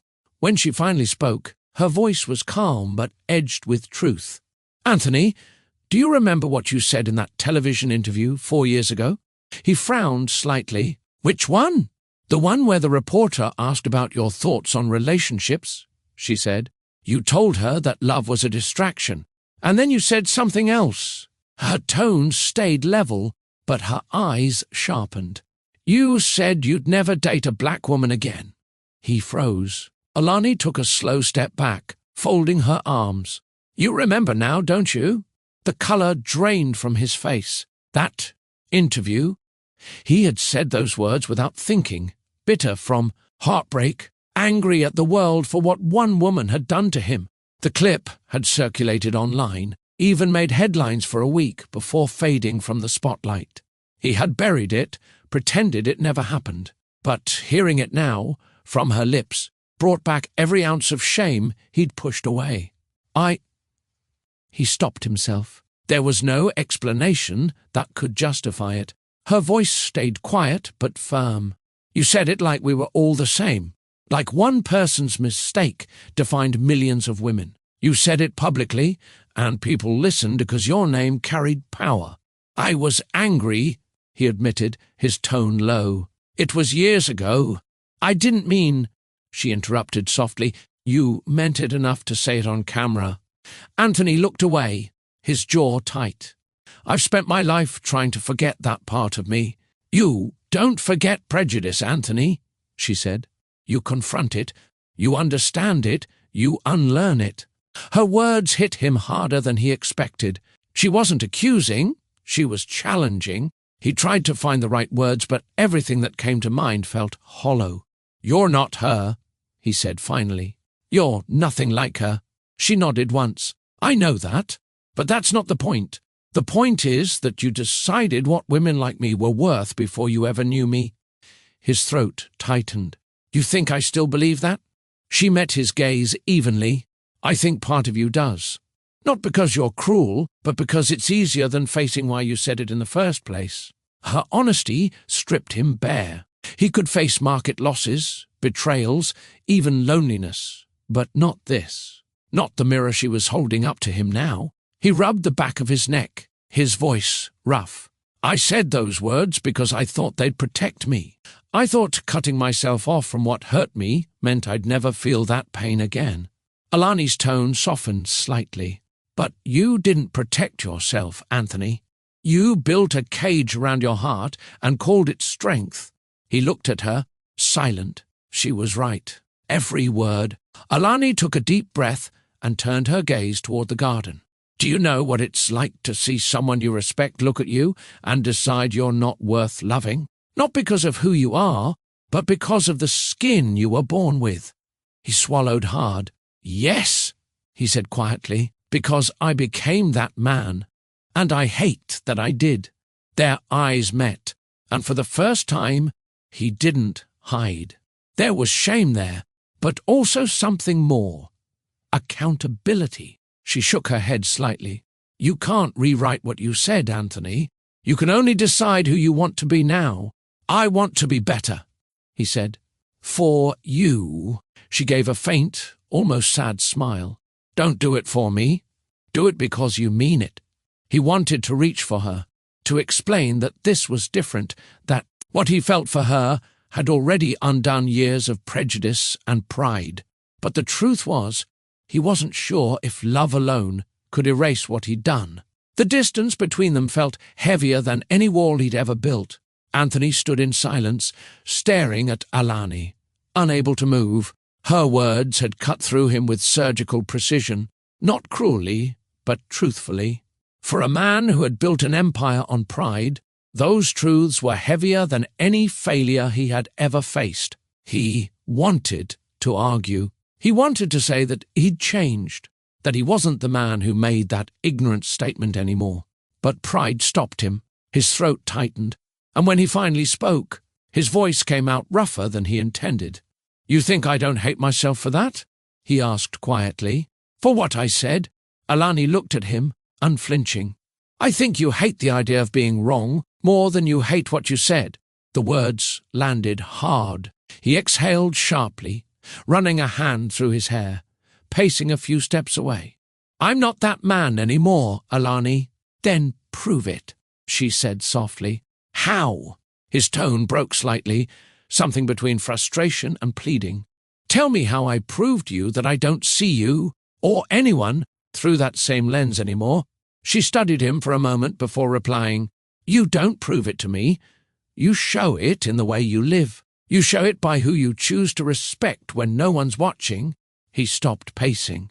"I'm trying—" "I know," she said gently, "but part of you is still fighting it. You've spent so long being in control that the idea of being vulnerable feels like weakness."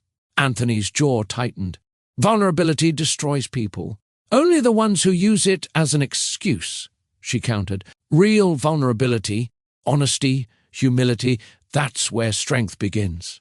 Her calm tone disarmed him more than anger ever could. He stared at her, unable to find words.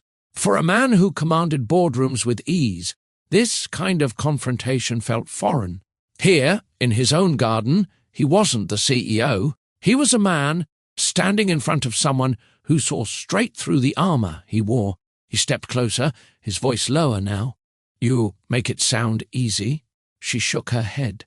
"It isn't, but it's necessary. You can't heal from what you won't face." He looked down, his chest heavy with something raw. "You have no idea how hard it is to look at myself and see what I've become." "Yes, I do," she said softly, "because I've had to do the same thing my whole life. Every day I have to remind myself that I'm enough, that I belong in spaces that weren't built for me, that I don't have to shrink to make others comfortable. So don't tell me I don't understand, Anthony. I understand better than you think." Her words cracked something in him, something he'd kept sealed for years. He lowered his head, his voice breaking. "I've spent so long pretending to be untouchable, but when you walk into a room, I feel everything I've tried to bury. I feel human again, and it terrifies me." Alani's eyes softened. "It should, because love isn't comfortable. It challenges everything you've been taught to believe." He took another step toward her, his expression vulnerable, stripped of pretense. "Then teach me how to stop hiding." She looked at him for a long moment, then said quietly, "I can't teach you, Anthony. You have to want to learn." The honesty in her tone broke the last defense he had left. He wanted to reach for her, to hold her, to let her see the man behind the mask. But something inside him, something old, rooted in pride and fear, still hesitated. She sensed it too. "You're still fighting yourself," she said. He nodded once, voice low. "Because I don't know how to stop." They stood there, facing each other, his pride and her truth colliding in the stillness. Anthony Vale, the man who never bowed to anyone, realized for the first time that the real battle wasn't against his past or his mistakes. It was against himself. Anthony turned away, his hands pressed against the edge of the marble table near the garden door. He needed to breathe. His chest felt tight, his pulse unsteady. Alani's words had shaken something deep within him, something he'd never allowed anyone to touch. He had built his entire world on logic, on control, on the belief that emotion made men weak. Yet standing here, stripped of titles and pride, he understood the truth. His fear of feeling had cost him more peace than pain ever had. He looked over his shoulder at her, still standing by the rose bushes. The sunlight caught her skin, soft and golden, and for a brief second he saw not just a woman, but the kind of strength that doesn't need validation to exist. He took a breath and spoke, his voice low but steady. "You know what the worst part is?" She tilted her head slightly. "What?" "I thought I was protecting myself by shutting everyone out," he said. "But all I did was live half a life." Her gaze softened. "You can start again, Anthony." He gave a small, humorless smile. "You make it sound simple." "It isn't," she said. "But it's possible." He turned fully to face her. "You make me want to believe that." Their eyes met. Two people standing on opposite sides of a wall, neither of them built, but both now wanted to tear down. The air between them grew still, not tense, just heavy with everything unsaid. Alani looked away first, her tone measured but kind. "You've taken the first step. That's something." He exhaled, his shoulders easing slightly.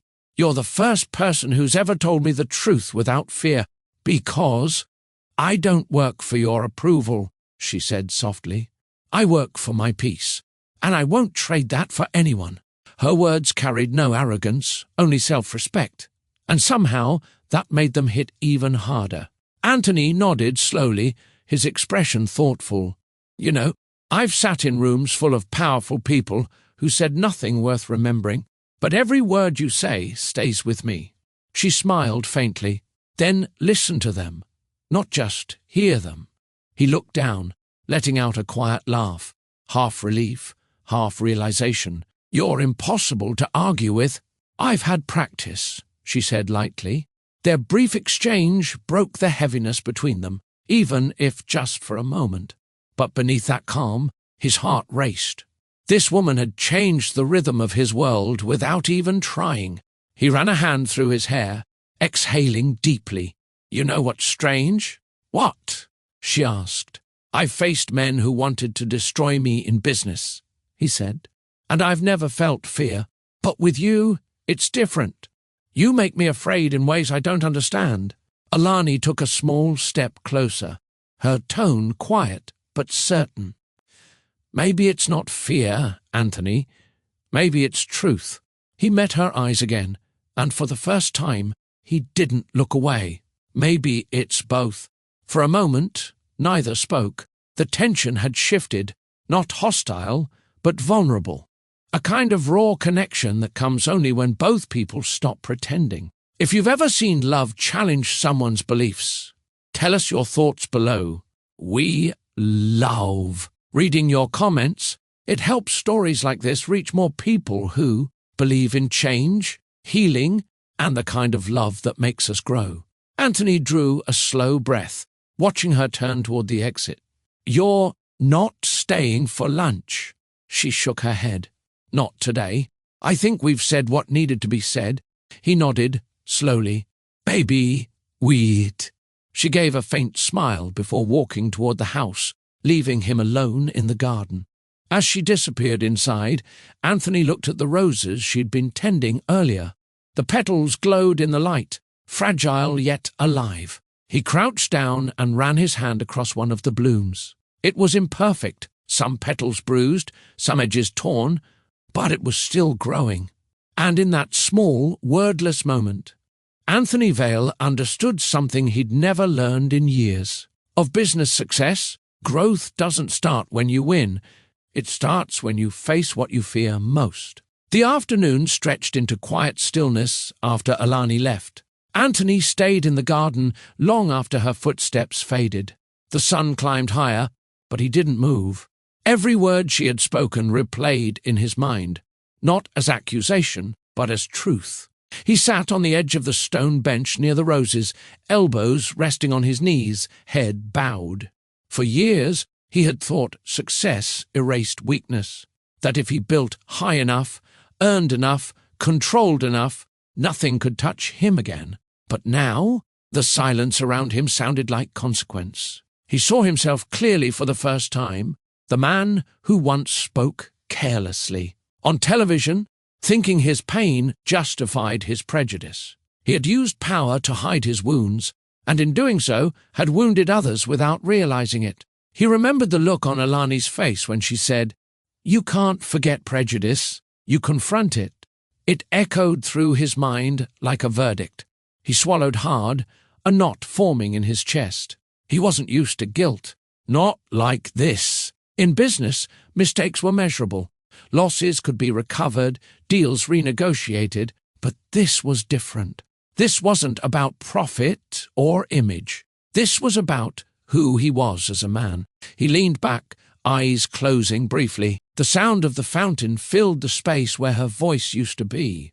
He didn't realize until now how much her presence had changed the rhythm of this house. She brought a kind of quiet that wasn't emptiness, it was peace. And now that she was gone, he felt the difference sharply. When he finally stood, he noticed one of the rose stems she had pruned earlier lying on the ground. He bent to pick it up, running his thumb along the thorns. They pricked his skin, lightly, enough to sting, but not enough to bleed. It felt fitting. Some lessons hurt without drawing blood. He looked up toward the house, the windows reflecting his figure back at him. For the first time, the mansion didn't look like power. It looked like isolation. Every wall, every polished surface, every room built to impress had become a reminder of what he'd built to keep people out. Alani had been right. He hadn't protected himself. He had imprisoned himself. He turned and started walking toward the back steps, his mind heavy. When he reached the door, he paused and glanced back at the garden. The roses swayed lightly in the wind, their petals bright and open. She had tended them with such care, deliberate, patient, gentle, everything he wasn't. Inside, he poured himself a glass of water and leaned against the counter. The faint scent of her cleaning supplies still lingered in the kitchen. Citrus and lavender, it made the air feel alive, even though she was gone. He closed his eyes for a moment, pressing a hand over his chest. It wasn't heartbreak, it was realization, the kind that comes when a person sees the distance between who they are and who they want to be. For the first time in years, Anthony Vale didn't think about quarterly reports, partnerships, or market shares. He thought about the damage words could cause, about the weight of assumptions, about how easily power can blind a man to the humanity of others. And most of all, he thought about her quiet strength, her unshaken grace, the way she looked at him, not as a billionaire or a savior, but as a man standing on the edge of something greater than himself. He exhaled slowly, a whisper escaping him. I was wrong. It wasn't meant for anyone to hear, but the truth of it filled the room. As the sun dipped low and the golden light spread across the marble floor, Anthony made himself a silent promise. He would not let his guilt sit still. He would not let his apology be just words. He would change. Because, for the first time, love wasn't just something he wanted. It was something he needed to deserve. And, as night fell over Vale Mansion, the man who had once sworn never to love again finally faced the price of his pride and began the slow, quiet work of redemption. Days turned into a quiet rhythm neither of them asked for. The mansion, once filled with faint traces of Alani's soft humming and gentle footsteps, now echoed with absence. She still came to work, but only when necessary, and when she did, she moved through the house like a shadow, efficient, polite, distant. Anthony noticed it immediately. Every morning when he descended the staircase, he found the rooms already spotless, breakfast laid out with precision, and no trace of her presence. The only sign she'd been there was the faint scent of jasmine left behind, fading quicker each day. He missed her voice more than he expected. At first, he told himself the distance was what he needed, to think clearly, to sort his thoughts, to understand what had gone wrong. But as the days stretched on, the quiet grew heavy, almost suffocating. He buried himself in work again. Meetings, deadlines, contracts, anything to distract him from the silence. But no matter how busy he made himself, Every room reminded him of her. The kitchen still carried the warmth of their first conversation during the storm. The garden still held the memory of her tending to the roses while he confessed his feelings. He had made the mistake of thinking love was about control, that he could dictate when and how it happened. But love didn't work like business. It couldn't be negotiated. It demanded truth, and he hadn't given her enough of it. At the same time, Alani was fighting her own war. She hadn't expected his confession. When he said he cared for her, her heart had trembled in a way she hadn't allowed it to in years. But that warmth was tangled with pain. The reminder of his words years ago, the ones that made her question how easily people like her could be dismissed. She knew he wasn't the same man anymore.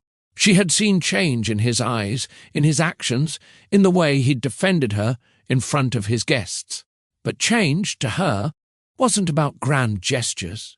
It was about consistency, humility, and time. Each night after work, Alani sat by her small apartment window, watching the city lights. She'd traced the rim of her tea mug absent-mindedly, lost in thought. Her heart wanted to believe him, to believe that the man who once looked at love like weakness had finally learned what it meant to care. But her mind reminded her to be careful. She had built herself through struggle and self-respect. The last thing she would do was lose that now, not even for someone who made her heart ache in quiet ways.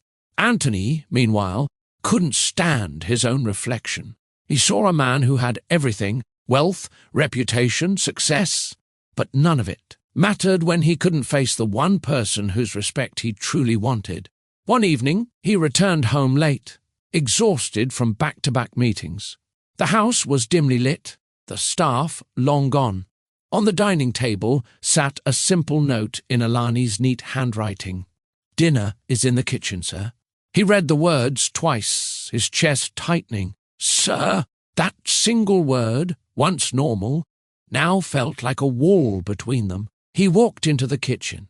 The food was still warm, grilled salmon, steamed vegetables, his favourite. She hadn't forgotten. Even through silence, she still cared. He sat down but didn't eat. His appetite was gone, replaced by the weight of what he'd lost. Not her presence, but her openness. That night, as he lay in bed staring at the ceiling, the silence pressed in harder than ever. He turned over, restless, trying to find sleep that refused to come. He missed her laughter, her calm honesty, even her quiet defiance. For the first time, Anthony Vale admitted something he had never said aloud. He didn't miss her because she made him feel wanted. He missed her because she made him feel real. And for both of them, one lost in guilt, the other in restraint, the distance wasn't punishment.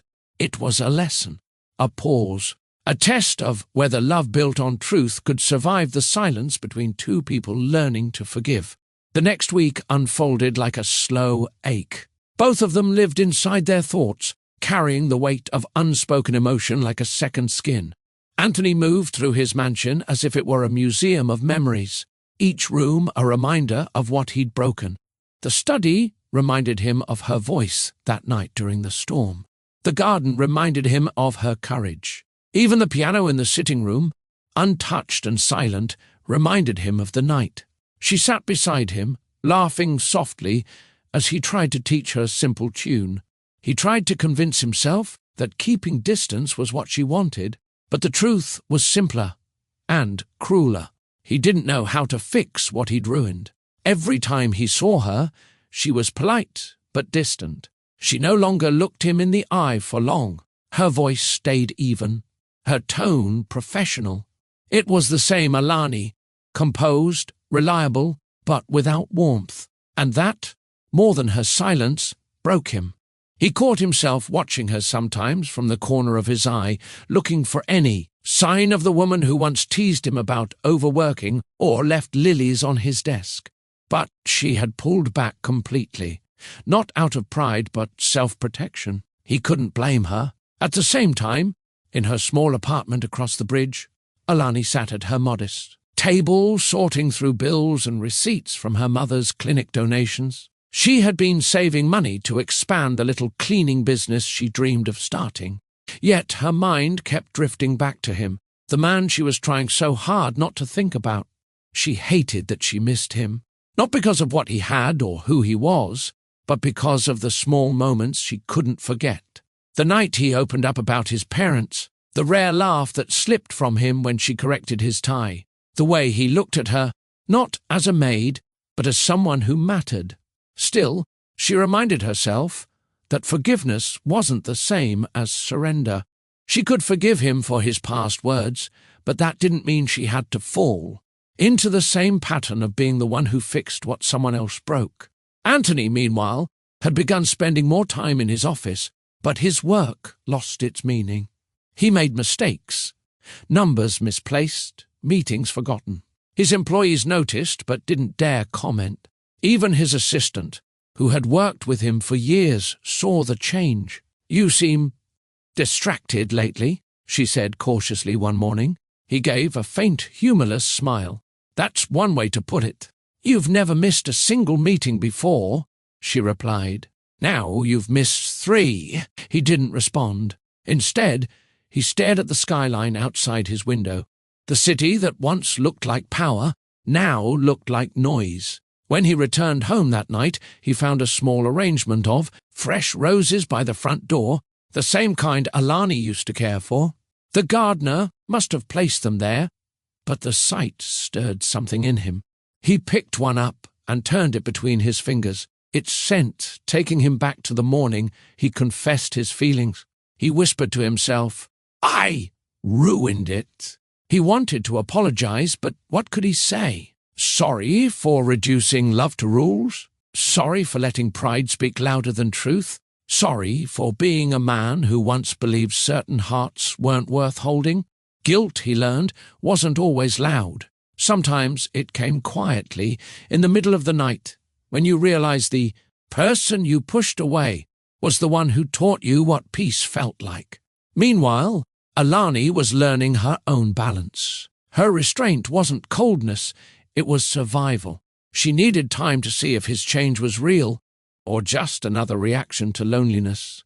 Every day she saw him trying, small gestures, soft hellos, the way he now thanked her for simple things he once overlooked. She noticed, but she also remembered that true repentance wasn't proven in a week. It was seen in consistency, so she kept her distance, even when her heart whispered otherwise. Because sometimes the only way to test love was to see if it could stand without constant reassurance. 2 people, 1 house, 1 silent understanding. Change was happening, slowly, painfully, but it was real.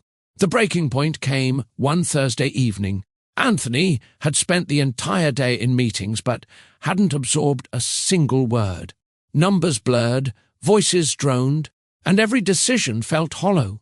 He left the office early, ignoring his driver's questions, and drove himself home. The mansion glowed faintly under the dusk sky, yet it looked empty, too quiet, too large, too lonely. He stepped inside, loosening his tie, and paused. From the hallway, he could hear faint movement in the kitchen. Alani was there, finishing up for the day, her back turned as she wiped down the counters. Her movements were calm, steady, efficient, yet he could sense the careful distance she kept now. He stood in the doorway for a long moment, just watching her. When she noticed him, she straightened instantly. "Good evening, Mr. Vale." The title made him wince. "Alani, please don't—" "It's your name," she said quietly. "Your staff use it. So will I." He hesitated, unsure how to bridge the gap between them. "Can we talk?" Her tone stayed polite, guarded. "About what?" He took a slow step forward. "About that day. About everything." She set the towel aside and faced him fully. Her expression was calm, but her eyes carried questions. "You already said what you needed to say, Anthony. You care. I heard you—" He shook his head. "You didn't hear everything." For a moment, she said nothing. Then, slowly, she leaned back against the counter, arms crossed. "Then say what you haven't." He swallowed hard. "I was wrong. About everything. About love. About judgment. About how I looked at people. I thought I was protecting myself, but I was protecting my pride. Her gaze softened slightly, but she stayed silent. He continued, voice low but steady. When I said what I said years ago, on television, it wasn't truth. It was fear. One woman broke my trust, and I punished an entire group of people who never hurt me. I thought, if I built enough walls, I'd never have to feel that kind of pain again. He paused, his tone cracking slightly. But then you walked into this house, and everything I built stopped making sense. Alani's eyes flickered, but she held his gaze. Why are you telling me this now? Because you deserve to hear it, he said. You deserve to know that I see you, not as an idea, not as a symbol, but as a person, a woman who showed me grace I didn't deserve. For the first time in weeks, his voice carried something unguarded. You changed the way I think, Alani, about people, about myself. I can't undo what I said, but I can become someone who will never say it again. She blinked slowly, her throat tightening. And if I forgive you? He met her eyes, sincere. Then I'll spend the rest of my life proving you were right to. The silence that followed was deep, almost sacred. She studied him, this man who once saw love as a weakness, now standing before her, stripped of everything but humility. His expression was raw, vulnerable. I don't need you to spend your life proving anything, she said softly. I just need to know this change isn't temporary. It's not, he said. It's the only thing that's ever felt real. Her chest rose and fell slowly as she processed his words. She had imagined this moment, him owning his mistakes, but hearing it now felt different. It wasn't dramatic. It was quiet, honest, and heavy with truth. He took a careful step forward. I'm sorry, Alani. Not for the guilt, for the blindness, for not seeing what was right in front of me. Her eyes glistened, though she didn't let a tear fall. You don't need to say more. He shook his head. Yes, I do. She waited. You reminded me that strength isn't about control. It's about humility. And forgiveness doesn't make you small. It makes you brave. Her lips parted slightly. Anthony, I'm not asking you to forget, he said. I'm asking you to let me earn the right to start again. The air between them felt still, the kind of silence that meant something was shifting. For the first time in a long time, Anthony Vale wasn't the man giving orders or hiding behind power. He was simply a man asking for grace. For a moment, neither of them moved. The words he'd spoken hung between them like fragile glass, too heavy to ignore and too delicate to break. Anthony's heart pounded in his chest as he waited for her to say something. Anything. Alani looked down, her fingers twisting the towel in her hands. The air in the kitchen was still, broken only by the faint hum of the refrigerator. She wasn't avoiding his gaze out of fear. She was thinking, carefully, quietly, the way she always did. When she finally looked up, her expression had softened. Do you even realize what it takes to forgive someone, Anthony? He nodded, his voice low. Everything. Yes, she said softly. It costs everything. Because forgiveness doesn't erase the past. It just means I'm brave enough to stop letting it control me. He took a step closer, slow and deliberate. Then let me carry part of that cost. Her eyes searched his face, looking for sincerity, and she found it.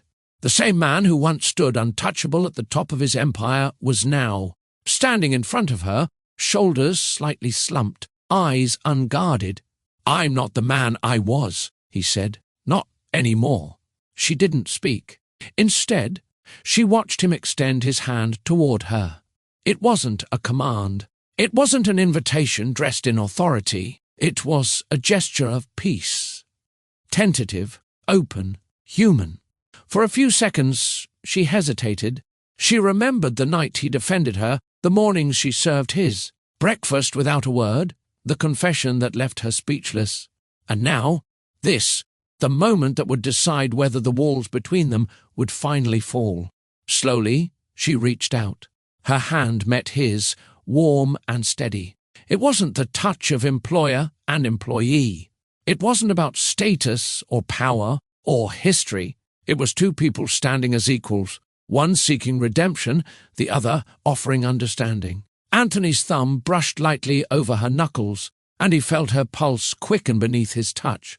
It mirrored his own. There was no tension, only quiet acceptance.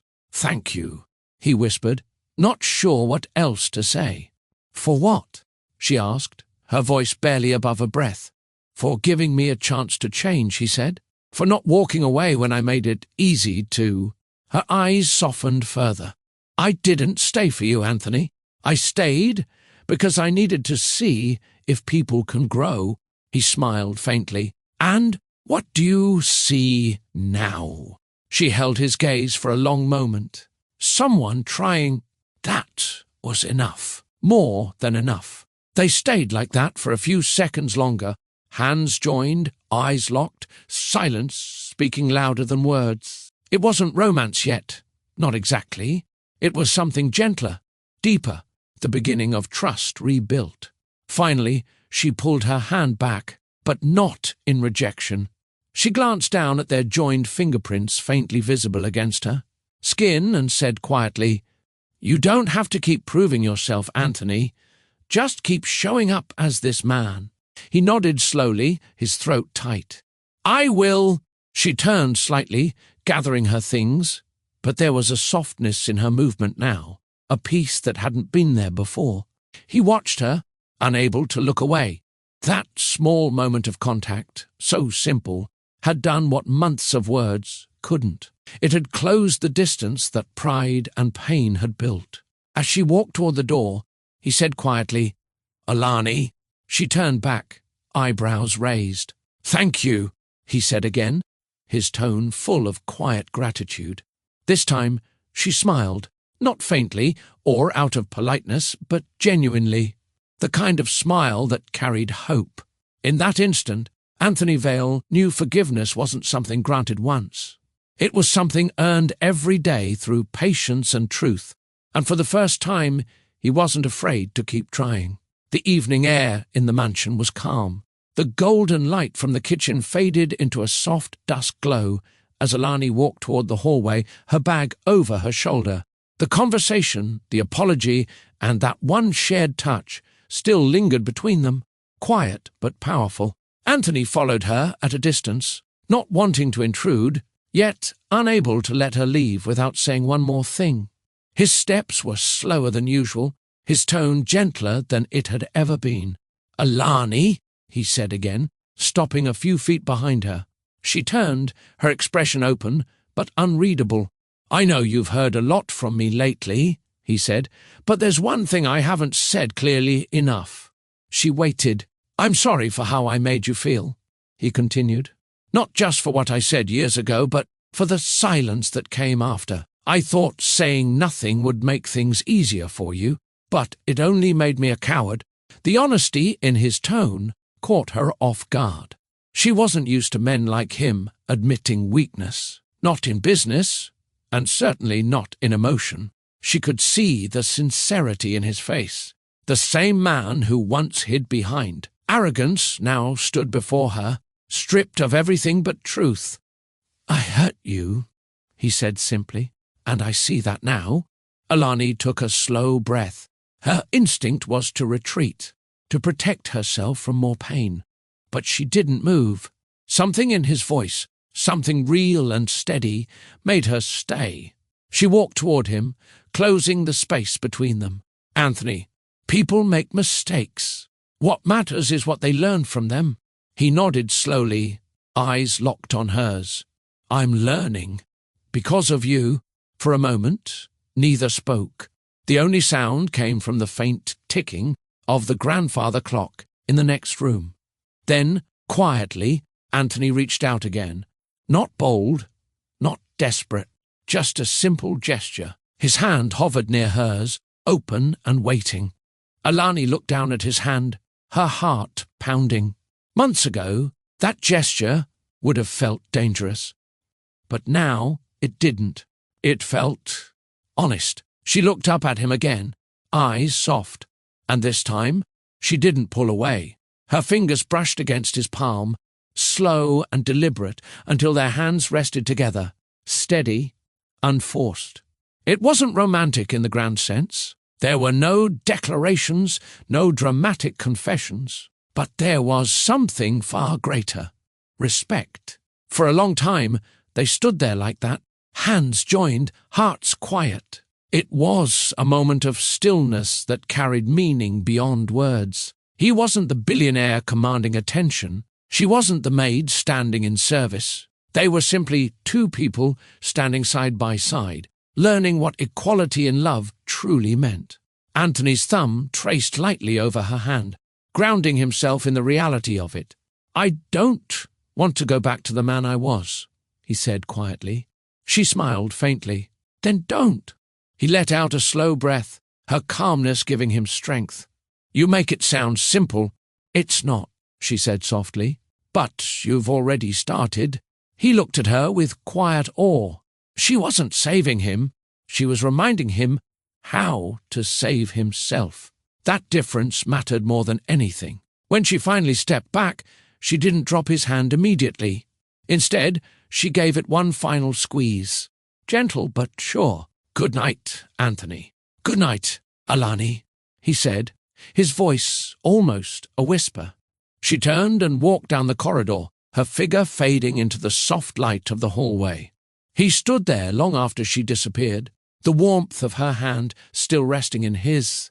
It wasn't forgiveness he felt, it was peace, the kind that doesn't erase the past but makes living with it possible. As he walked back to the garden, the night air cool against his skin, Anthony finally smiled, a real one, small but certain. For the first time, he didn't feel like a man defined by mistakes. He felt like someone beginning again. And somewhere deep down he knew that moment, her staying, her not pulling away, meant more than any "I love you" ever could. The following days carried a different kind of calm inside Vale Mansion. The distance that once filled the hallways had started to dissolve, replaced by quiet, natural exchanges that felt easy again. There was no forced conversation, no tension, just two people learning to exist in the same space without walls between them. Alani arrived each morning to find Anthony already awake, coffee brewed and a faint smile waiting. He didn't give orders anymore. He asked questions, simple ones, but meaningful. "How your mother doing?" He'd ask while reviewing papers. "She's better," Alani would reply. "The new medication helps." He'd nod, genuinely listening, and for the first time since she'd started working there, she felt seen. Not as staff, not as charity, but as someone whose life mattered. He began joining her during small chores too, helping carry boxes from the pantry, handing her tools while she arranged the flowers in the sitting room. The staff noticed the change, but no one dared speak about it. The tension of their past had melted into something softer, mutual respect shaped by honesty. One morning, she found him in the garden, kneeling beside the roses she once tended alone. His sleeves were rolled up, his hands lightly dusted with soil. It startled her, not because of what he was doing, but because of how natural he looked doing it. "Never thought I'd see the day," she teased gently, standing by the gate. He glanced up, smiling. "I needed to see what you see in this place." "And what do you see?" He brushed a leaf between his fingers. "Patience.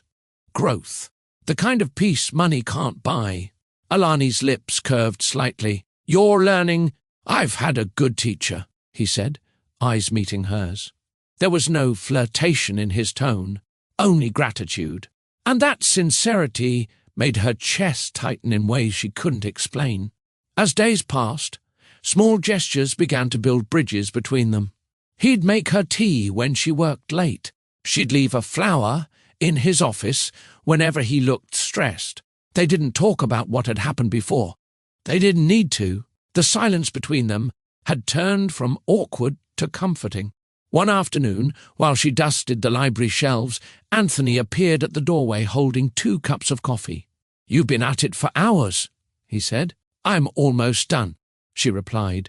"Take a break," he insisted, setting 1 cup beside her. She hesitated, then smiled. "You don't take breaks. I'm trying new things," he said. Their laughter was quiet, but genuine. They sat near the tall window, sipping coffee as the light shifted across the floor. For a while, neither spoke. The sound of the city drifted faintly from outside, distant traffic, birds, and the rustle of trees. "You know," she said softly, "when I first came here, I thought you'd fire me within a week." He glanced at her, half smiling. "Why? You look like someone who didn't keep people around for long." He nodded slowly, eyes thoughtful. "You were right. But you didn't," she said. "You kept me." He looked down, his voice quiet. "Because I needed to." Something in the way he said it made her chest warm. He wasn't referring to work. He was talking about the change she'd brought into his life, the grounding, the perspective, the quiet reminder that love and strength could coexist. As the sun dipped lower, Alani leaned back in her chair, watching him study her with that same gentle curiosity she'd grown used to. He didn't hide behind arrogance anymore.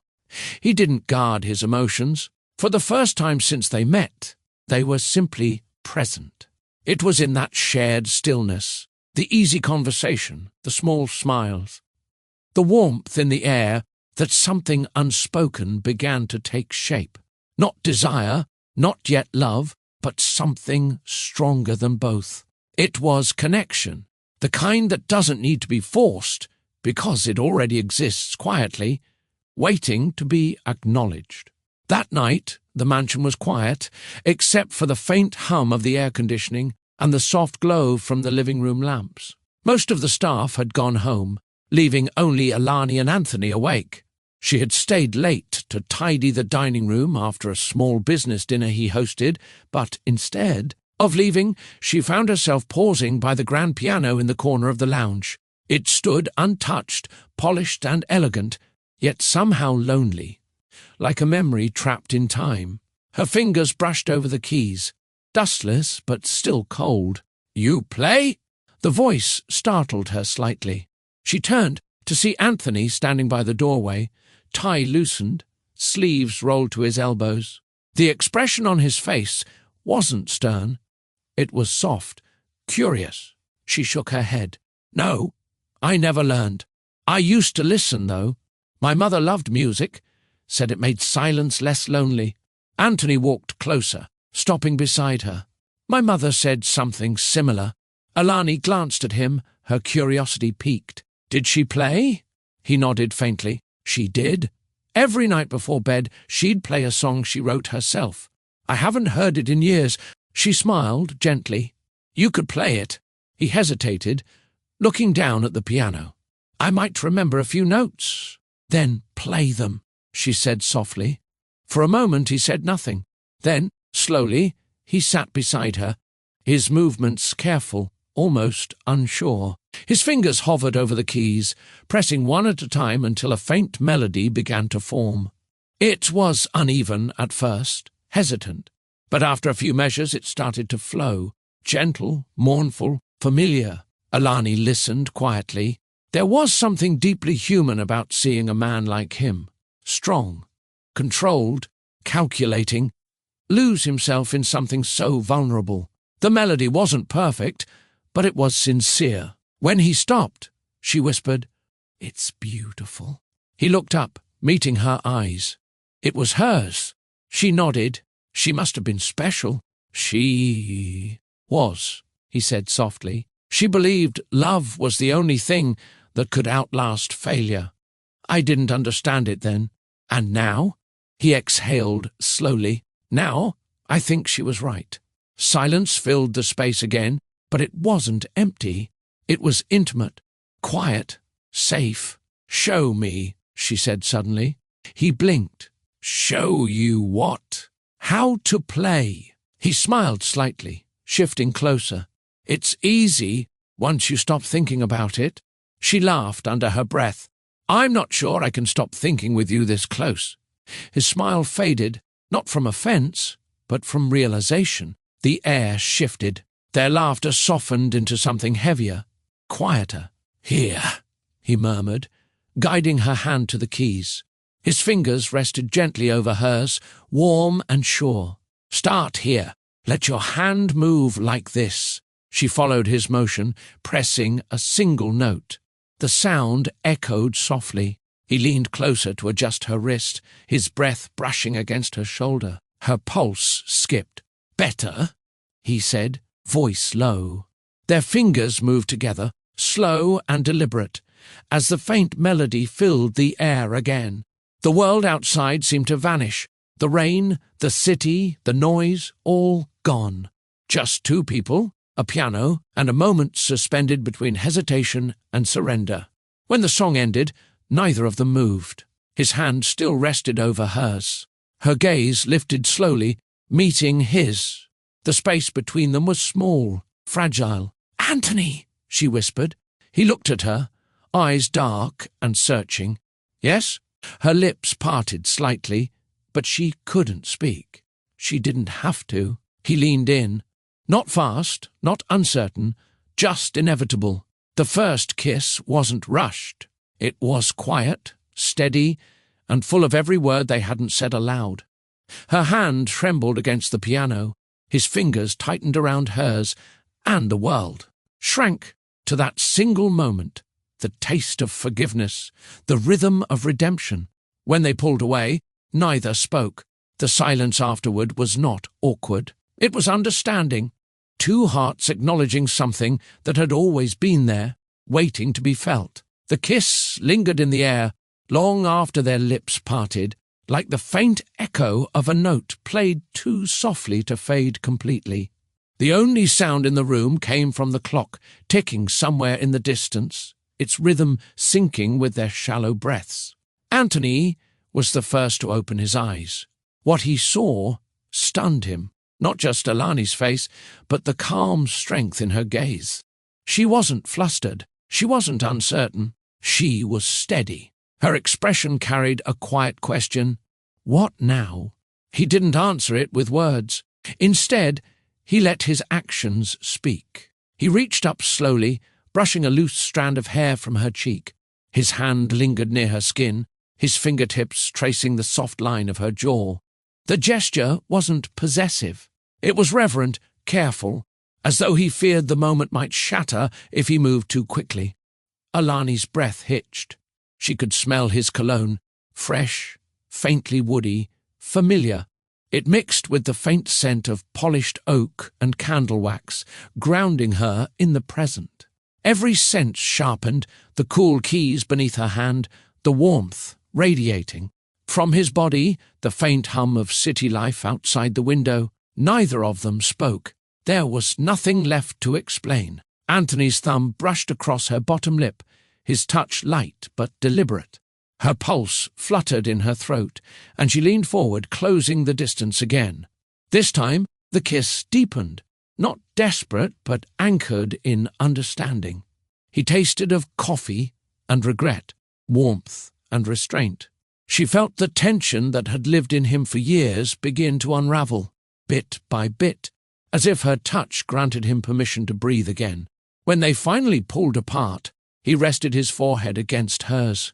Their breaths mingled, slow and uneven. "I shouldn't have," he murmured. She smiled faintly. "But you did." He closed his eyes, exhaling through his nose. "You deserve more than a man still figuring himself out." She tilted her head slightly. "And yet, you're trying."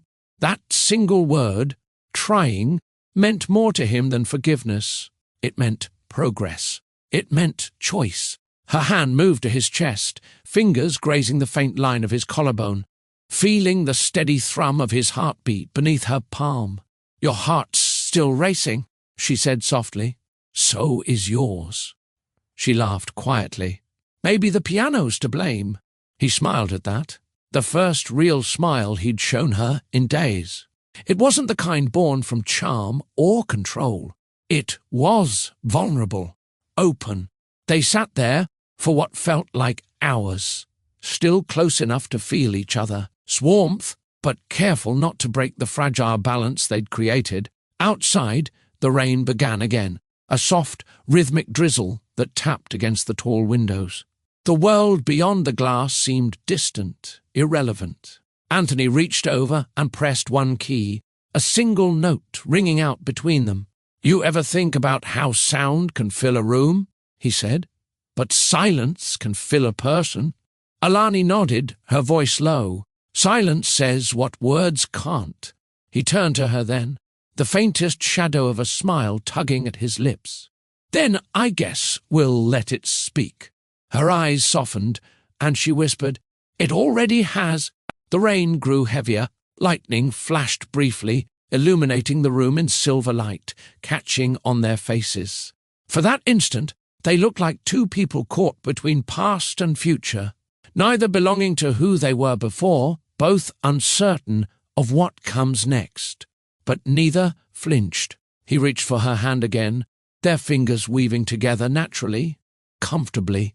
No grand gestures, no declarations, just presence. And that presence, raw, real, and unguarded, was more intimate than anything either had ever known.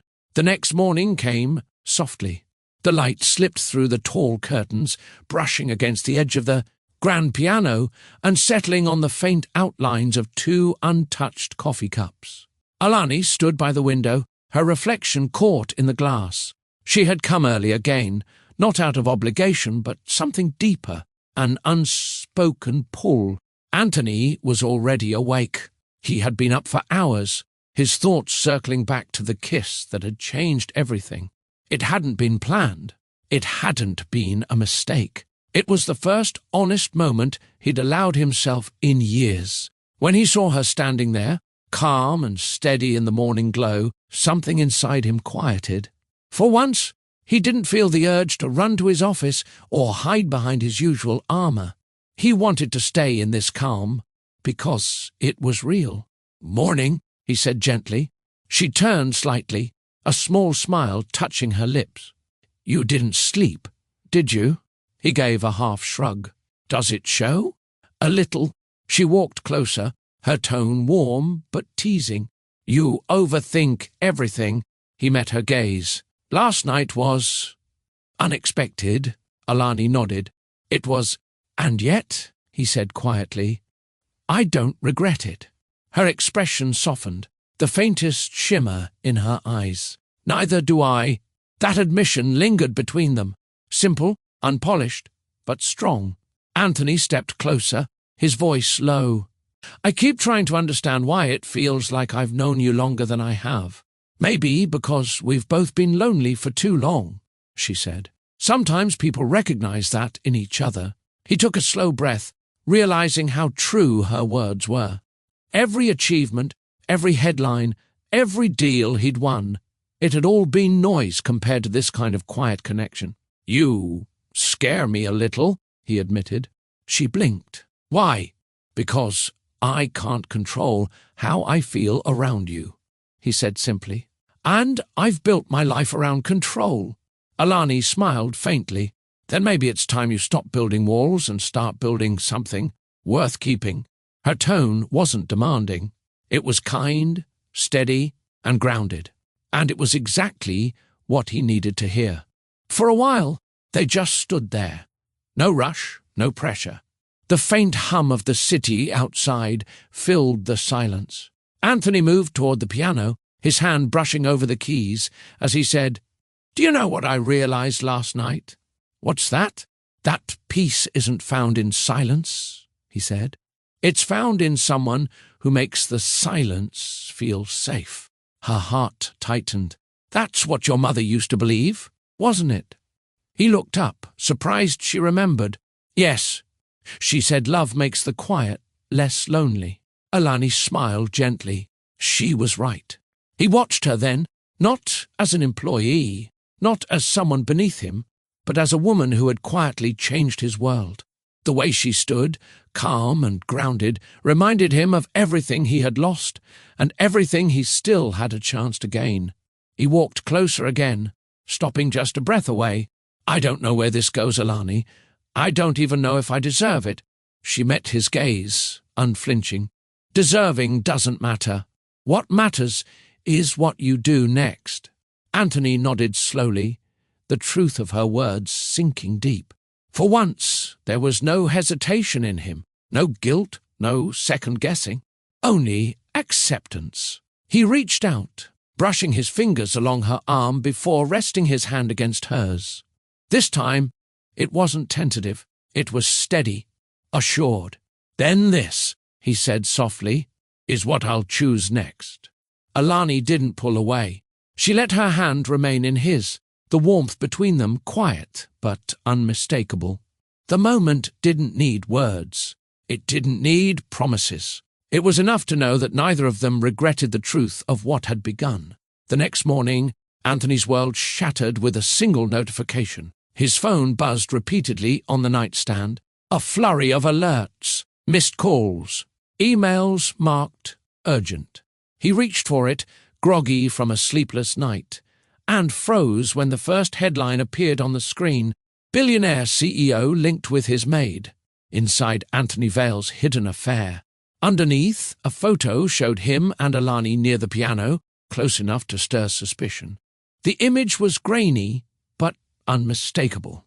He could see the faint curve of her smile and his hand resting on hers. He sat up sharply.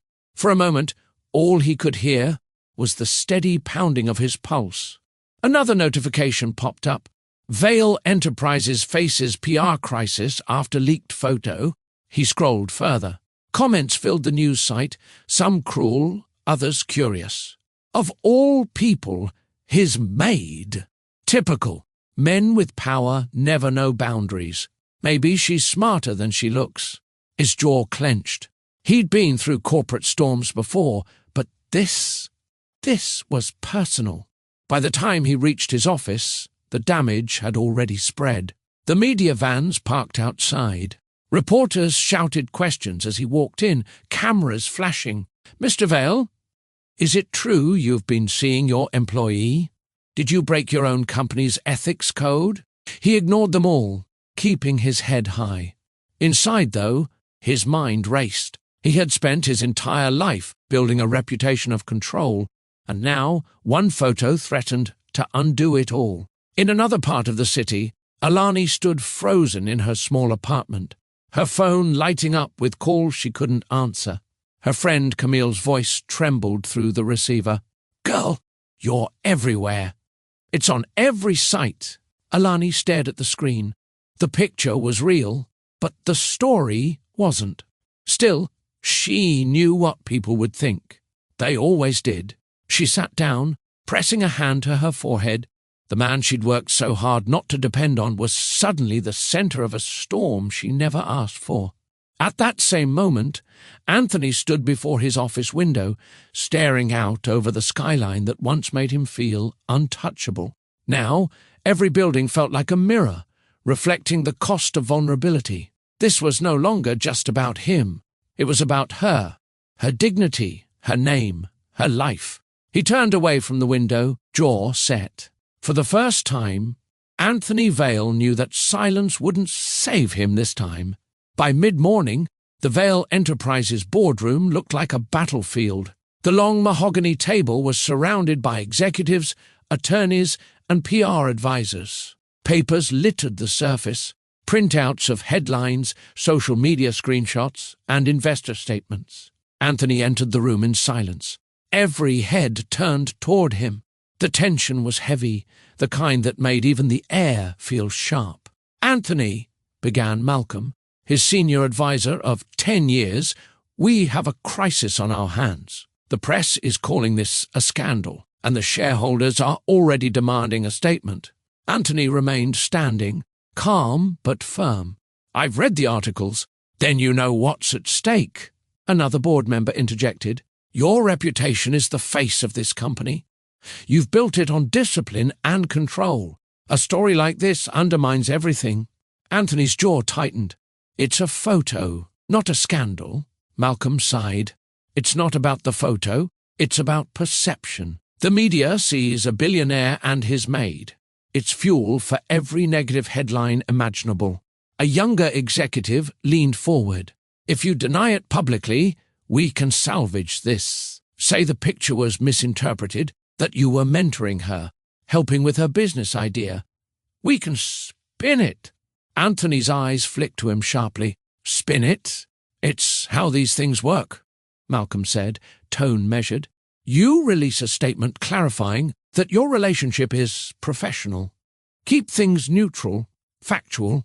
It'll fade within a week. For a long moment, Anthony said nothing. He simply stared at the city skyline through the glass wall. He had spent years mastering this world, how to navigate politics, strategy, and image. But now, every word they suggested felt like a betrayal of the truth. Finally, he spoke, his tone even but firm. I won't lie. The room went silent. Malcolm frowned. Anthony, this isn't about pride. This is business. You're protecting billions in valuation. Anthony turned slowly to face them.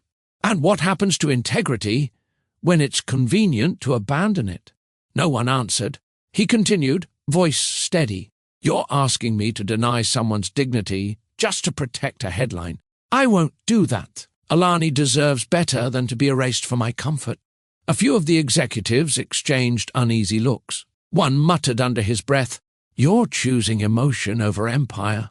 Anthony caught the comment and met his gaze squarely. Maybe it's time this empire remembered it was built by a man, not a machine.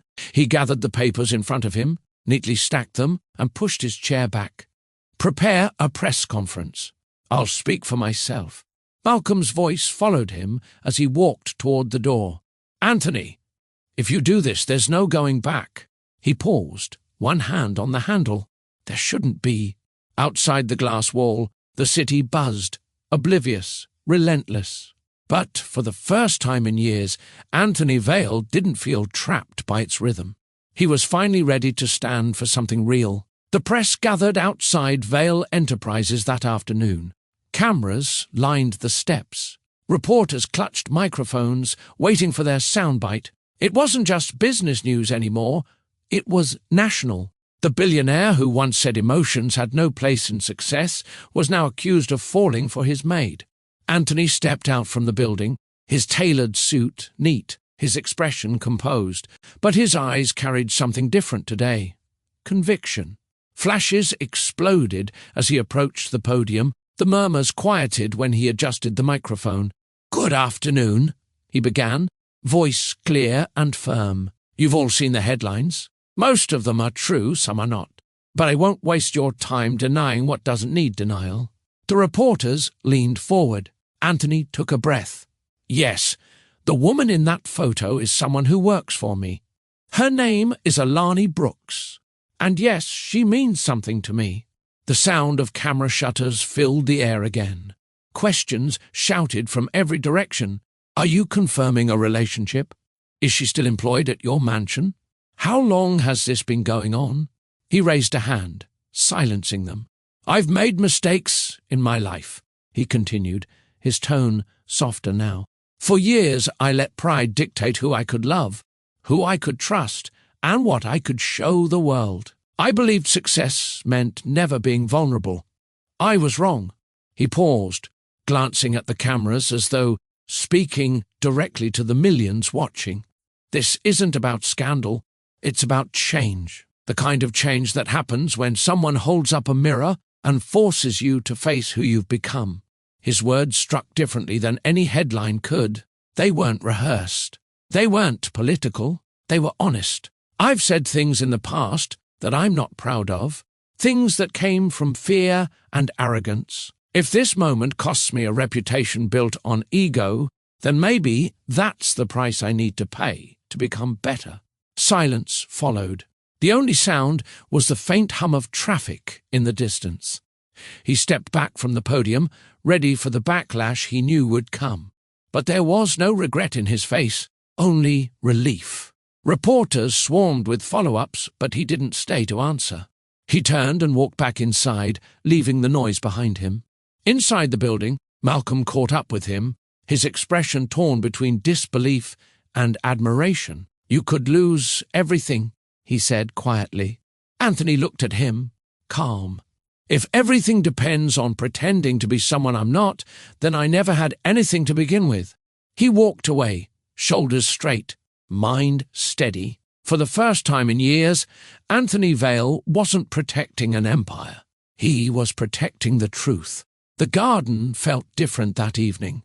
The same rows of roses Alani had planted months ago now swayed gently in the twilight breeze, their fragrance filling the air with a quiet sweetness. The city's noise didn't reach this far. Here, only calm existed. Anthony waited by the fountain, hands in his pockets, his tailored jacket gone. He had removed every symbol of power. No tie, no entourage, no distance. Just him. He'd sent her a message earlier that day, "Meet me in the garden after sunset." He didn't know if she would come. After the headlines, he couldn't blame her if she stayed away. But part of him hoped, not as a CEO hoping to fix an image, but as a man desperate to make things right. Then he saw her. Alani walked down the stone path slowly, her posture firm, but her expression unreadable. She wasn't dressed for work this time. She wore a simple cream dress and a look that said she'd come for clarity, not comfort. "I didn't think you'd show up," he said quietly. "I almost didn't," she replied. Her voice was calm but heavy with emotion. "Do you know what it felt like waking up to my face on every news site?" He nodded, guilt shadowing his features. "I do, and I'm sorry you had to go through that." "You could have denied it," she said. "You could have saved yourself." "I did what I should have done a long time ago," he said softly. "Tell the truth." She crossed her arms, studying him. "The truth comes with a cost, Anthony. My phone hasn't stopped ringing. My mother's worried sick. People are calling me names I don't even want to repeat." His expression tightened. "And yet, you came here. I came to see if the man who said all those words on TV is the same one standing here now." He stepped forward, closing the distance. "He is, but he's also someone who's tired of hiding behind excuses." Alani's gaze softened slightly, though her voice stayed steady. "You think one press conference fixes everything?" "No," he said, "but it's art." He reached into his jacket pocket and pulled out a folded piece of paper. "This is a letter to the board. I'm stepping down for a while. Let them rebuild without me." Her eyes widened. "You're walking away from your company?" "I'm not walking away," he said. "I'm learning how to stand for something else. For someone else." The words landed with quiet power. She looked at him, truly looked, and saw the man beneath the armor. For the first time, there was no distance in his gaze, only sincerity. Anthony took a small step closer. "You told me once that forgiveness costs everything. I'm ready to pay it." Her eyes glistened. She didn't rush her answer. She simply whispered, "Then start by meaning what you say." He nodded, voice thick. "I do." The wind moved gently through the garden, carrying the faint rustle of the roses around them. Anthony reached out slowly, stopping inches from her hand. This time, she didn't pull away. Their fingers met softly. No grand gesture, no audience, no need for words. Just the sound of the fountain behind them and the quiet beat of two hearts choosing peace over pride. For both of them, that small touch said everything the world's noise couldn't. As the night deepened, the lights from the mansion glowed softly through the garden windows. Anthony and Alani stood in quiet stillness, their hands still joined, surrounded by the life she had nurtured in the soil. The faint trickle of the fountain filled the silence between them, not as a void, but as a reminder. Some things can't be rushed. Anthony's voice broke the silence first, low and steady. "I spent years believing love was weakness, that showing emotion meant losing control. But you showed me what strength really looks like, standing your ground even when the world's watching." Alani's lips curved slightly. "You didn't need to be perfect, Anthony." You just needed to be honest." He exhaled slowly. "Then I'll keep being honest, even if it costs me everything else." She looked at him then, her eyes softer, her guard easing for the first time since the chaos began. The sincerity in his face, tired, unpolished, human, made her heart ache and heal all at once. Behind them, the city lights flickered across the skyline. Millions of lives, continuing, unaware of the quiet turning point happening in this garden. Two people once divided by pride now stood together, equal in their choices. Anthony gave her hand a light squeeze, his tone calm. "Whatever comes next, I'm ready. And what do you want to come next?" she asked. He met her gaze, steady. "You. In whatever way you'll let me." Her breath caught. No promises, no pressure, just truth. She nodded, slowly. "Then, let's see where honesty takes us." He smiled, faint but real. As the wind brushed through the roses around them, the moment wasn't about redemption anymore. It was about beginning again, not as boss and employee, but as man and woman, finally unafraid of love's cost. And that's the message of their story, one that reaches beyond fiction. If you believe real love breaks barriers, type "love wins" in the comments and let's show the world what unity looks like. Your support reminds us that love isn't about background or color. It's about choosing compassion over pride. The days that followed the press storm felt quieter, slower, almost healing. Anthony had stepped back from Vale Enterprises entirely, a move that left the business community in disbelief. The newspapers called it reckless. His advisors called it emotional. But to him, it felt like freedom. For the first time in years, his mornings didn't start with conference calls or stock reports. They began with sunlight streaming through the kitchen window and the sound of Alani humming while she brewed coffee. He'd taken a small townhouse in Brooklyn near her neighborhood. It was nothing compared to the mansion he once ruled over, but it was his by choice. The floors creaked. The air smelled faintly of paint and old wood, and he loved it. Alani visited often, sometimes to help with simple things like hanging curtains or cooking dinner. Other times, she came to check that he was adjusting to this new, humbler rhythm of life. "You don't miss it?" she asked one morning as they unpacked groceries together. "The chaos," he said, smiling faintly. "Not even a little." She arched a brow. "I mean, the control." "You used to live for it." He paused, setting down a carton of milk. "Maybe that was the problem. I live for control, not for living." Her laughter was soft but knowing. "You sound like someone learning how to breathe again." "Maybe I am." They worked side by side, their movements easy and synchronized, as if time had gently molded them into rhythm.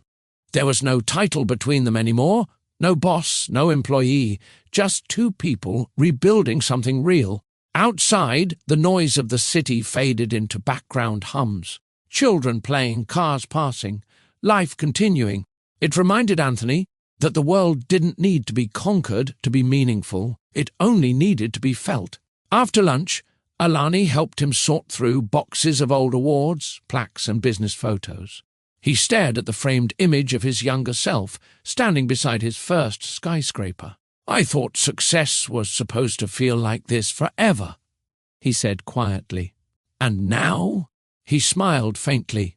"Now, I think I mistook loneliness for ambition." Alani met his gaze. "Maybe you had to lose everything to understand what was worth keeping." Her words sank deep, gentle but true. He nodded slowly. "And maybe I finally found it." Their eyes met across the table. No walls, no fear, just quiet acknowledgement that this was what rebuilding looked like. Outside their little bubble, the world still talked. Blogs speculated about the fall of the disciplined billionaire. Commentators debated if Anthony's redemption was real or just another PR stunt. Some said he had thrown his legacy away for a moment of infatuation. Others doubted Alani's intentions, labelling her everything from lucky to strategic. The noise was relentless, but inside that Brooklyn townhouse, peace had taken root. Anthony had learned not to check the headlines anymore. The first few weeks, he couldn't resist. He would scroll through comments late into the night until Alani caught him one evening, phone glowing in the dark. "Why do you do that to yourself?" she asked softly. He sighed, setting the phone aside. "I guess I'm still getting used to being judged for something that feels right." She smiled gently. "The world will always have something to say. Let them talk. We'll keep living." And they did. In public, they kept their distance, not from shame, but from privacy. In private, they laughed more, argued less, and started to build a rhythm that wasn't dependent on approval. On Sunday mornings, she'd bring over breakfast from a cafe near her apartment. They'd eat on the porch, still in their pajamas, while the city stirred awake around them. Sometimes neighbors waved, sometimes they whispered. Alani never flinched. "You handle it better than I do," Anthony said one morning, noticing a couple watching them from the sidewalk. She took a sip of coffee. "People only see what their world allows them to. That's not our burden." He looked at her, truly looked. "You make it sound so simple." "It is," she said. "Love doesn't need permission." That line stayed with him for the rest of the day. Later, while walking to the market together, a stranger stopped him. "Aren't you Anthony Vale?" He hesitated. "I was." The man chuckled. "You don't look like a CEO anymore." Anthony smiled. "That's probably a good thing." As they continued walking, Alani nudged him lightly. "You handled that well." "I'm learning," he said. She grinned. "You're finally human." He laughed quietly, the sound unguarded, warm. The noise of the world hadn't disappeared, but it no longer ruled him. Public doubt might linger, but peace had already found its home. Not in headlines, but in the small, steady rhythm of their shared life. For months, Anthony had lived in his own world, boardrooms, headlines, and skyscrapers. But stepping into Alani's world felt like walking into something pure, untouched by ambition. It began with a Sunday morning invitation. She called him just after sunrise. "My church is holding a community service today," she said. "We're repainting the youth center and donating supplies for the food drive. You should come." He hesitated. "I've never been much of a church person." She smiled through the phone. "That's fine. Be a community person then." And he showed up. When Anthony arrived, the sight stopped him. Children ran through the yard with brushes in hand. Older men carried ladders, and women prepared food beneath a tent that smelled of spices and warmth. No one wore suits. No one spoke in corporate language. It was life, unfiltered. Alani handed him a paint roller with a grin. "Welcome to real work, Mr. Vale." He chuckled. "No titles here, remember?" "Right," she said, eyes gleaming. Then just Anthony. They worked side by side, painting the worn walls of the youth center a bright shade of blue. At first, the kids whispered and pointed, the man from TV now covered in paint splatters. But when he laughed at himself after dropping his roller, the tension broke. Soon, they were teaching him how to stir the paint properly, teasing him about his office hands.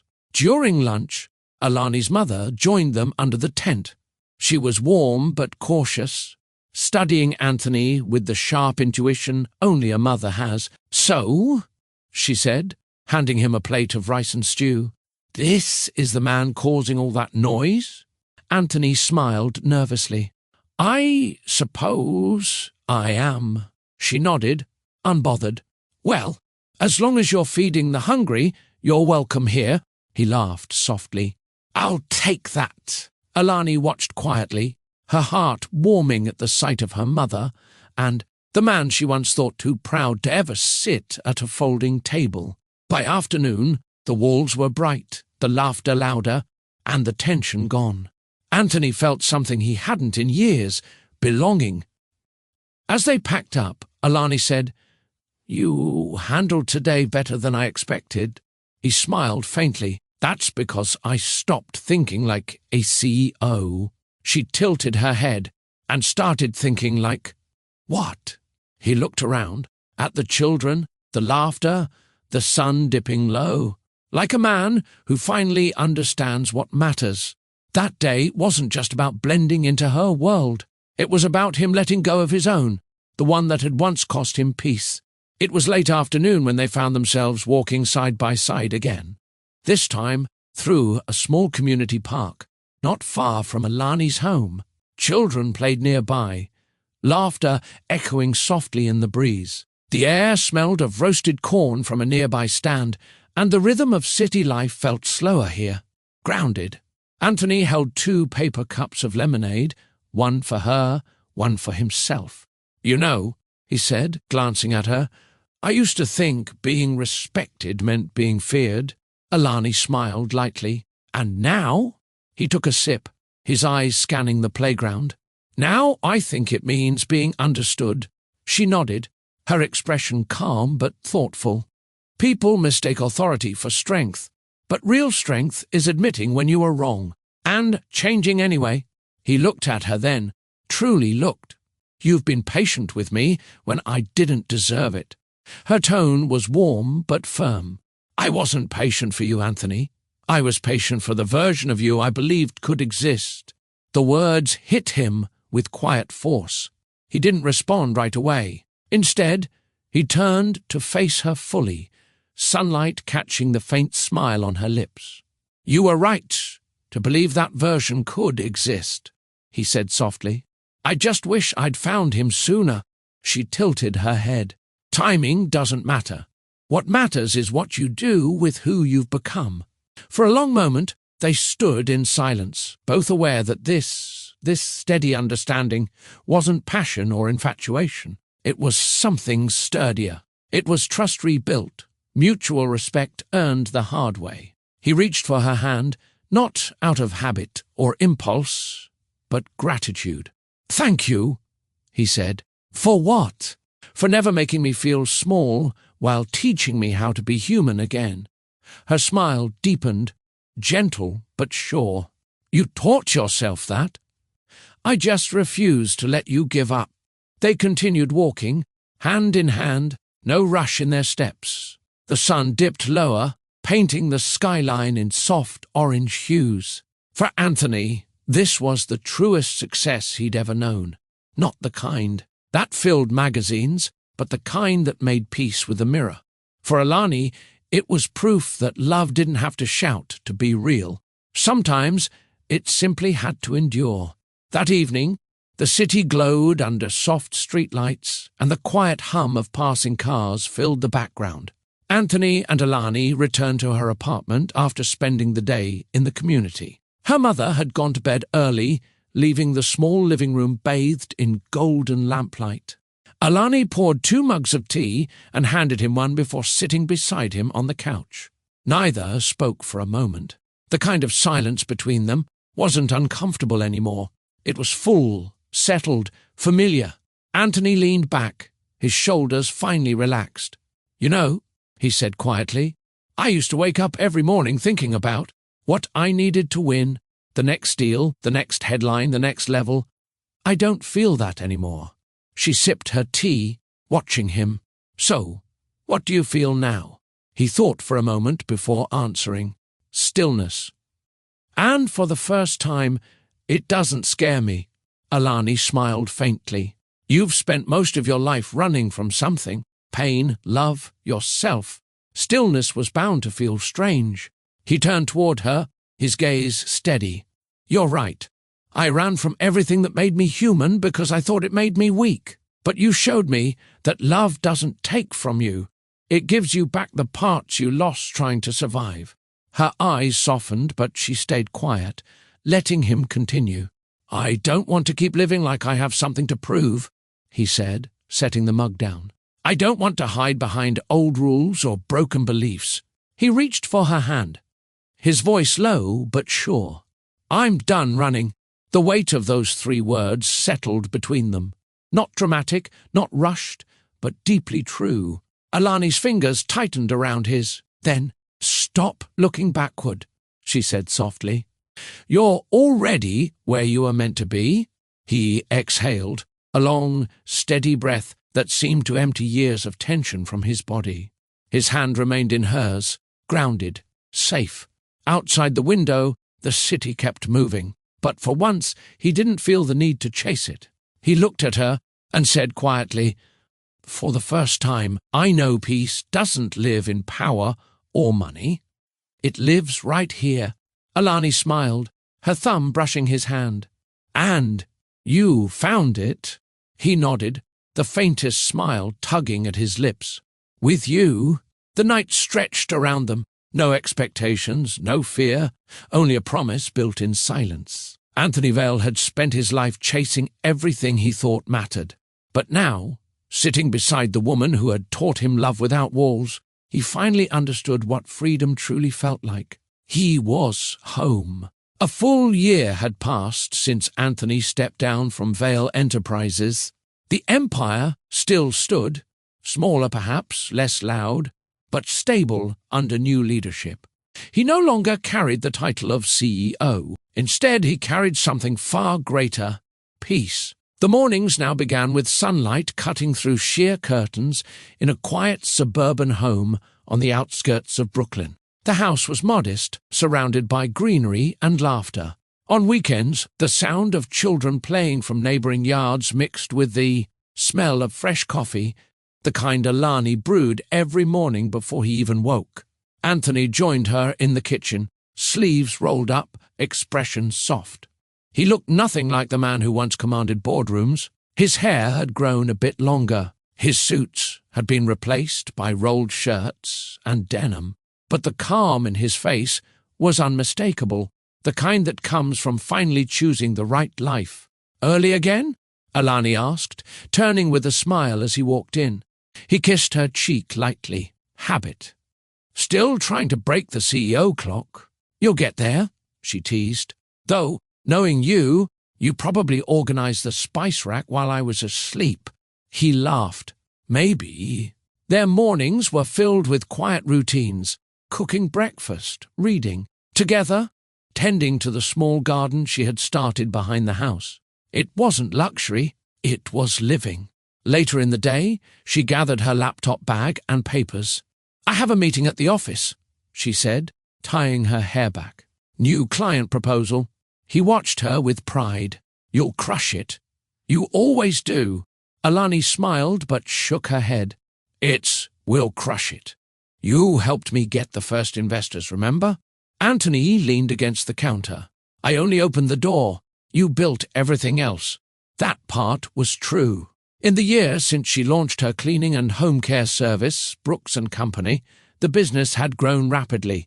What started as a one-woman service now had 20 employees, partnerships with local hotels, and a small downtown office. Her focus had shifted from survival to leadership.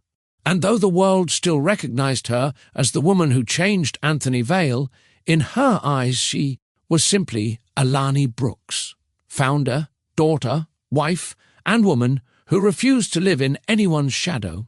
Their life wasn't about proving the world wrong anymore. It was about proving to themselves that love could build something lasting.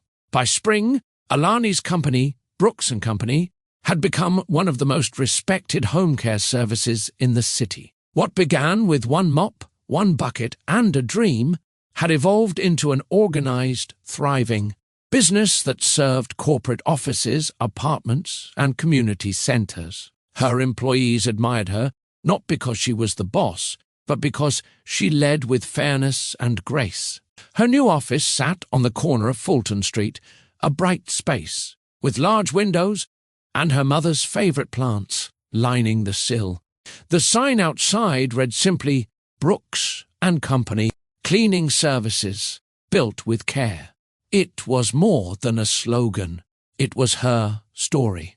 On a typical morning, Alani walked in wearing a crisp blazer and flats, carrying her laptop and a cup of coffee. Her staff greeted her warmly. "Good morning, Miss Brooks," one of them said. She smiled. "Morning, team," Let's make today count. Anthony often dropped by quietly, not to interfere but to support. Sometimes he'd bring her lunch, pretending to be just another delivery man, earning amused looks from her employees who recognized him instantly. "I still can't believe you used to run a $1 billion company," one of them joked once. Anthony smiled, glancing at Alani. "Trust me, this one runs better." When she wasn't managing operations, Alani mentored young women from her neighborhood, teaching them how to build financial independence. "You don't need to start big," she'd tell them. "You just need to start." Her sense of purpose had deepened. Success wasn't about wealth anymore. It was about giving back. Their marriage had been simple and beautiful, a quiet ceremony at her mother's church, with friends, laughter, and the hum of a choir in the background. Alani wore a white gown that shimmered softly beneath the afternoon. Son and Anthony stood beside her in a navy suit, humbled and proud. When the pastor asked if he took her to be his wife, his voice didn't waver. "With everything I am," he said. After the vows, Alani's mother hugged her tightly. "You did it your way, baby," she whispered. Alani smiled through tears. The right way. That night, at the small reception in the church hall, Anthony took her hand and said, "I once thought love was a distraction. Turns out it's the only thing that kept me steady." She laughed softly. "And it's about time you learned that." Their marriage wasn't about grand displays or lavish gestures. It was about partnership. Two people building something stronger than pride and bigger than the opinions that once tried to tear them down. Months after their wedding, Anthony received an invitation to speak at a national business summit in Manhattan, the same stage where years earlier he'd declared emotions a liability. He hesitated at first. The media had finally quieted down, and his life felt full. But Alani encouraged him. "You've changed," she said. "Now tell the world what change looks like." So he accepted. When the day came, the auditorium was packed. Business leaders, reporters, and students filled the rows, waiting to hear what the once feared mogul would say after walking away from power. The spotlight hit him as he stepped to the podium, not in an expensive suit, but in a simple black blazer and open-collar shirt. He began with calm authority. "A few years ago, I stood on this same stage and told you discipline builds empires and emotions destroy them." A murmur rippled through the audience. Everyone remembered that quote. It had become his brand. He continued, "What I didn't realize then was that an empire built without humanity isn't strength. It's emptiness wearing success as a disguise." The crowd grew quiet. He took a slow breath. "I owe this moment to one person. My wife, Alani Vale. She walked into my world when I believed I had nothing left to learn. She didn't fight me with words. She taught me through patience, grace, and courage. She showed me that love doesn't weaken a man. It refines him." Applause broke through, steady at first, then growing. Anthony paused, letting it fade. "I also owe an apology," he said, "to those I hurt with careless words and closed-minded beliefs. I once blamed others for my pain. I hid behind pride instead of healing. But real growth isn't about climbing higher. It's about looking inward." His voice softened, steady but sincere. "If my story teaches you anything, let it be this. Success means nothing if you can't stand in truth. I traded a skyline view for something more valuable, peace of heart and purpose of soul." The hall erupted in applause. Cameras flashed. People stood, clapping not for a billionaire, but for a man who had learned humility. Backstage, Alani waited with a quiet smile. When he stepped down, she handed him a bottle of water. "You did well," she said. He smiled, slipping his hand into hers. "No, we did." That night, as they drove home, Anthony looked out at the city lights and said softly, "For years I chased admiration. Now I'm just grateful to have understanding The following weekend, Anthony and Alani sat together on their porch as the sun dipped low across the neighborhood. The scent of grilled food drifted from nearby houses, and children's laughter echoed faintly from down the block. It was a simple evening, but one that reminded them how far they had come. Alani leaned back in her chair, sipping from a glass of lemonade. "You know," she said, smiling, "a year ago, we were two completely different people." Anthony nodded, eyes on the fading sky. "And somehow, the mess was worth it." She glanced at him, teasing. "Even the headlines?" He laughed softly. "Especially the headlines. They brought me here." They sat quietly for a while. The world outside no longer judged them. It had moved on. What mattered now was what they built, a home full of peace, laughter, and shared purpose. Anthony reached over, his fingers brushing hers lightly. "Do you ever think about what's next?" She tilted her head. "We keep growing, not for them, not for applause, but for us." He nodded slowly. "You've always known what matters most."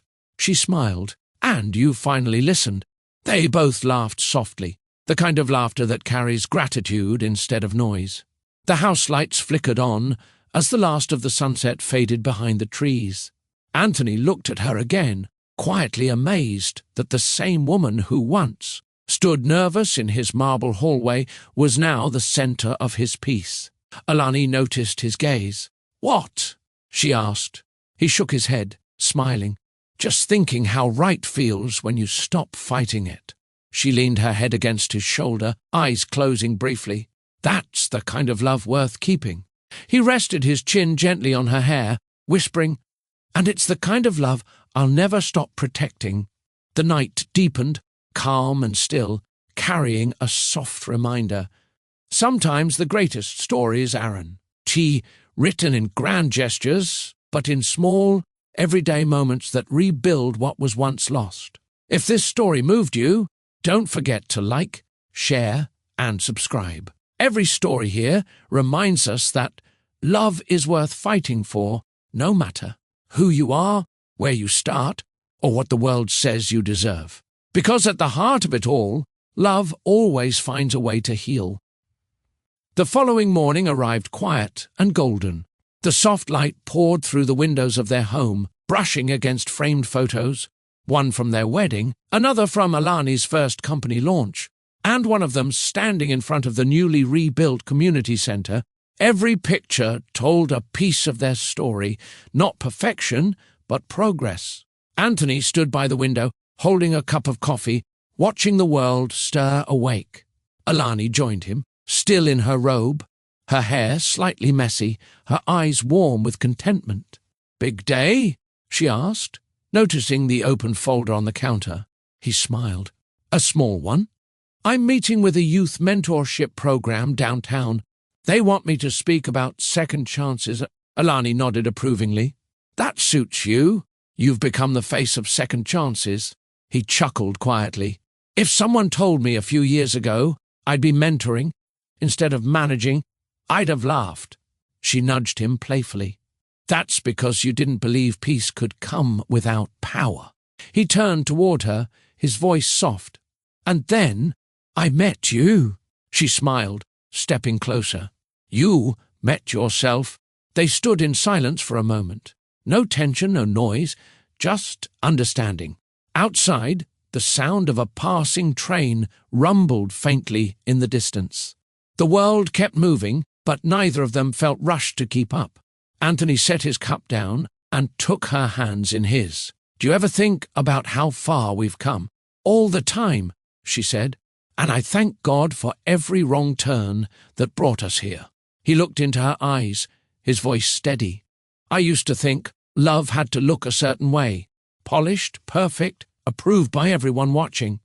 But what we have, it's real because it's ours." Alani squeezed his hands gently. "Real doesn't need to be approved. It just needs to be lived." He smiled, leaning forward to kiss her forehead. "Then, let's keep living it." They stood there for a long while, the morning light soft around them. Two souls, who had learned, fought, and grown together, now bound not by status, but by truth. And as the world outside carried on, their story settled into its final truth. Love doesn't ask where you come from, how much you earn, or what color you are. It simply waits for someone brave enough to see beyond themselves.